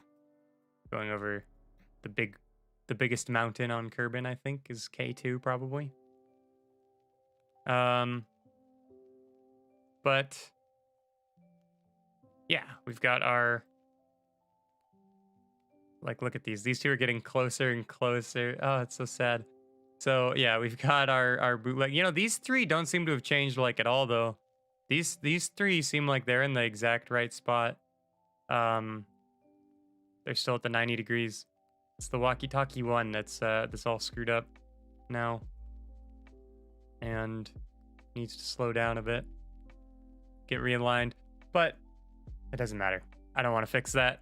We'll deal with communications later. The next time I do communication satellites, I'm definitely going to put them in a much, much, much higher orbit so that we won't have to care.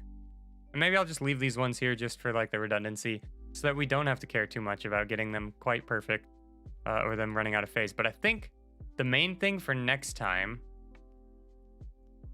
is going to be, it's finally going to be time to, one, test out the silly aircraft, and two, pick up this contract to explore the Mun.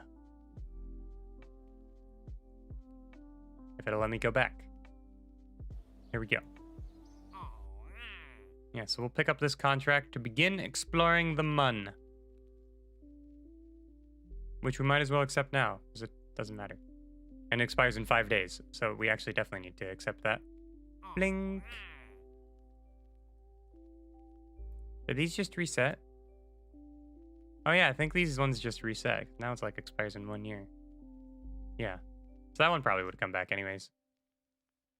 This one probably can't ever really go away. But here we are. Oh, look at that.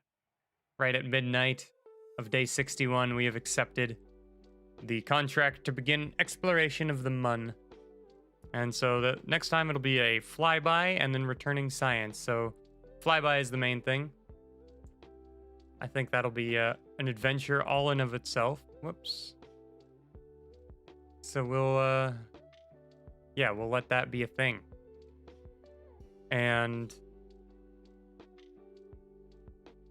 don't think we're going to do any of the rest of these at the same time. We'll save the mapping of the Mun for later. So yeah, next time it'll be trying to do this silly airplane thing, and then following it up with designing and building, or perhaps starting with designing and building a moon rocket, because we've got to do something while we're waiting for this stupid spaceplane hangar to build the Sparrow. So we'll start designing our moon rocket next time. Our first moon rocket. That's going to require a lot more Delta V. And we're going to want to bring all the science with us too. So that's going to be a pretty hefty rocket. Pretty hefty. Yeah. Definitely don't want someone to die on the way back from that one. Oh, and we're gonna need life support on that too, huh? That's gonna take a lot of life support because they're. I wonder how much the life support weighs. Maybe that was part of what destabilized that last vessel because the life support was on the top. I don't know, but regardless, trip to the moon is gonna take some time, so we'll have to figure all that out. But we'll figure it all out next time.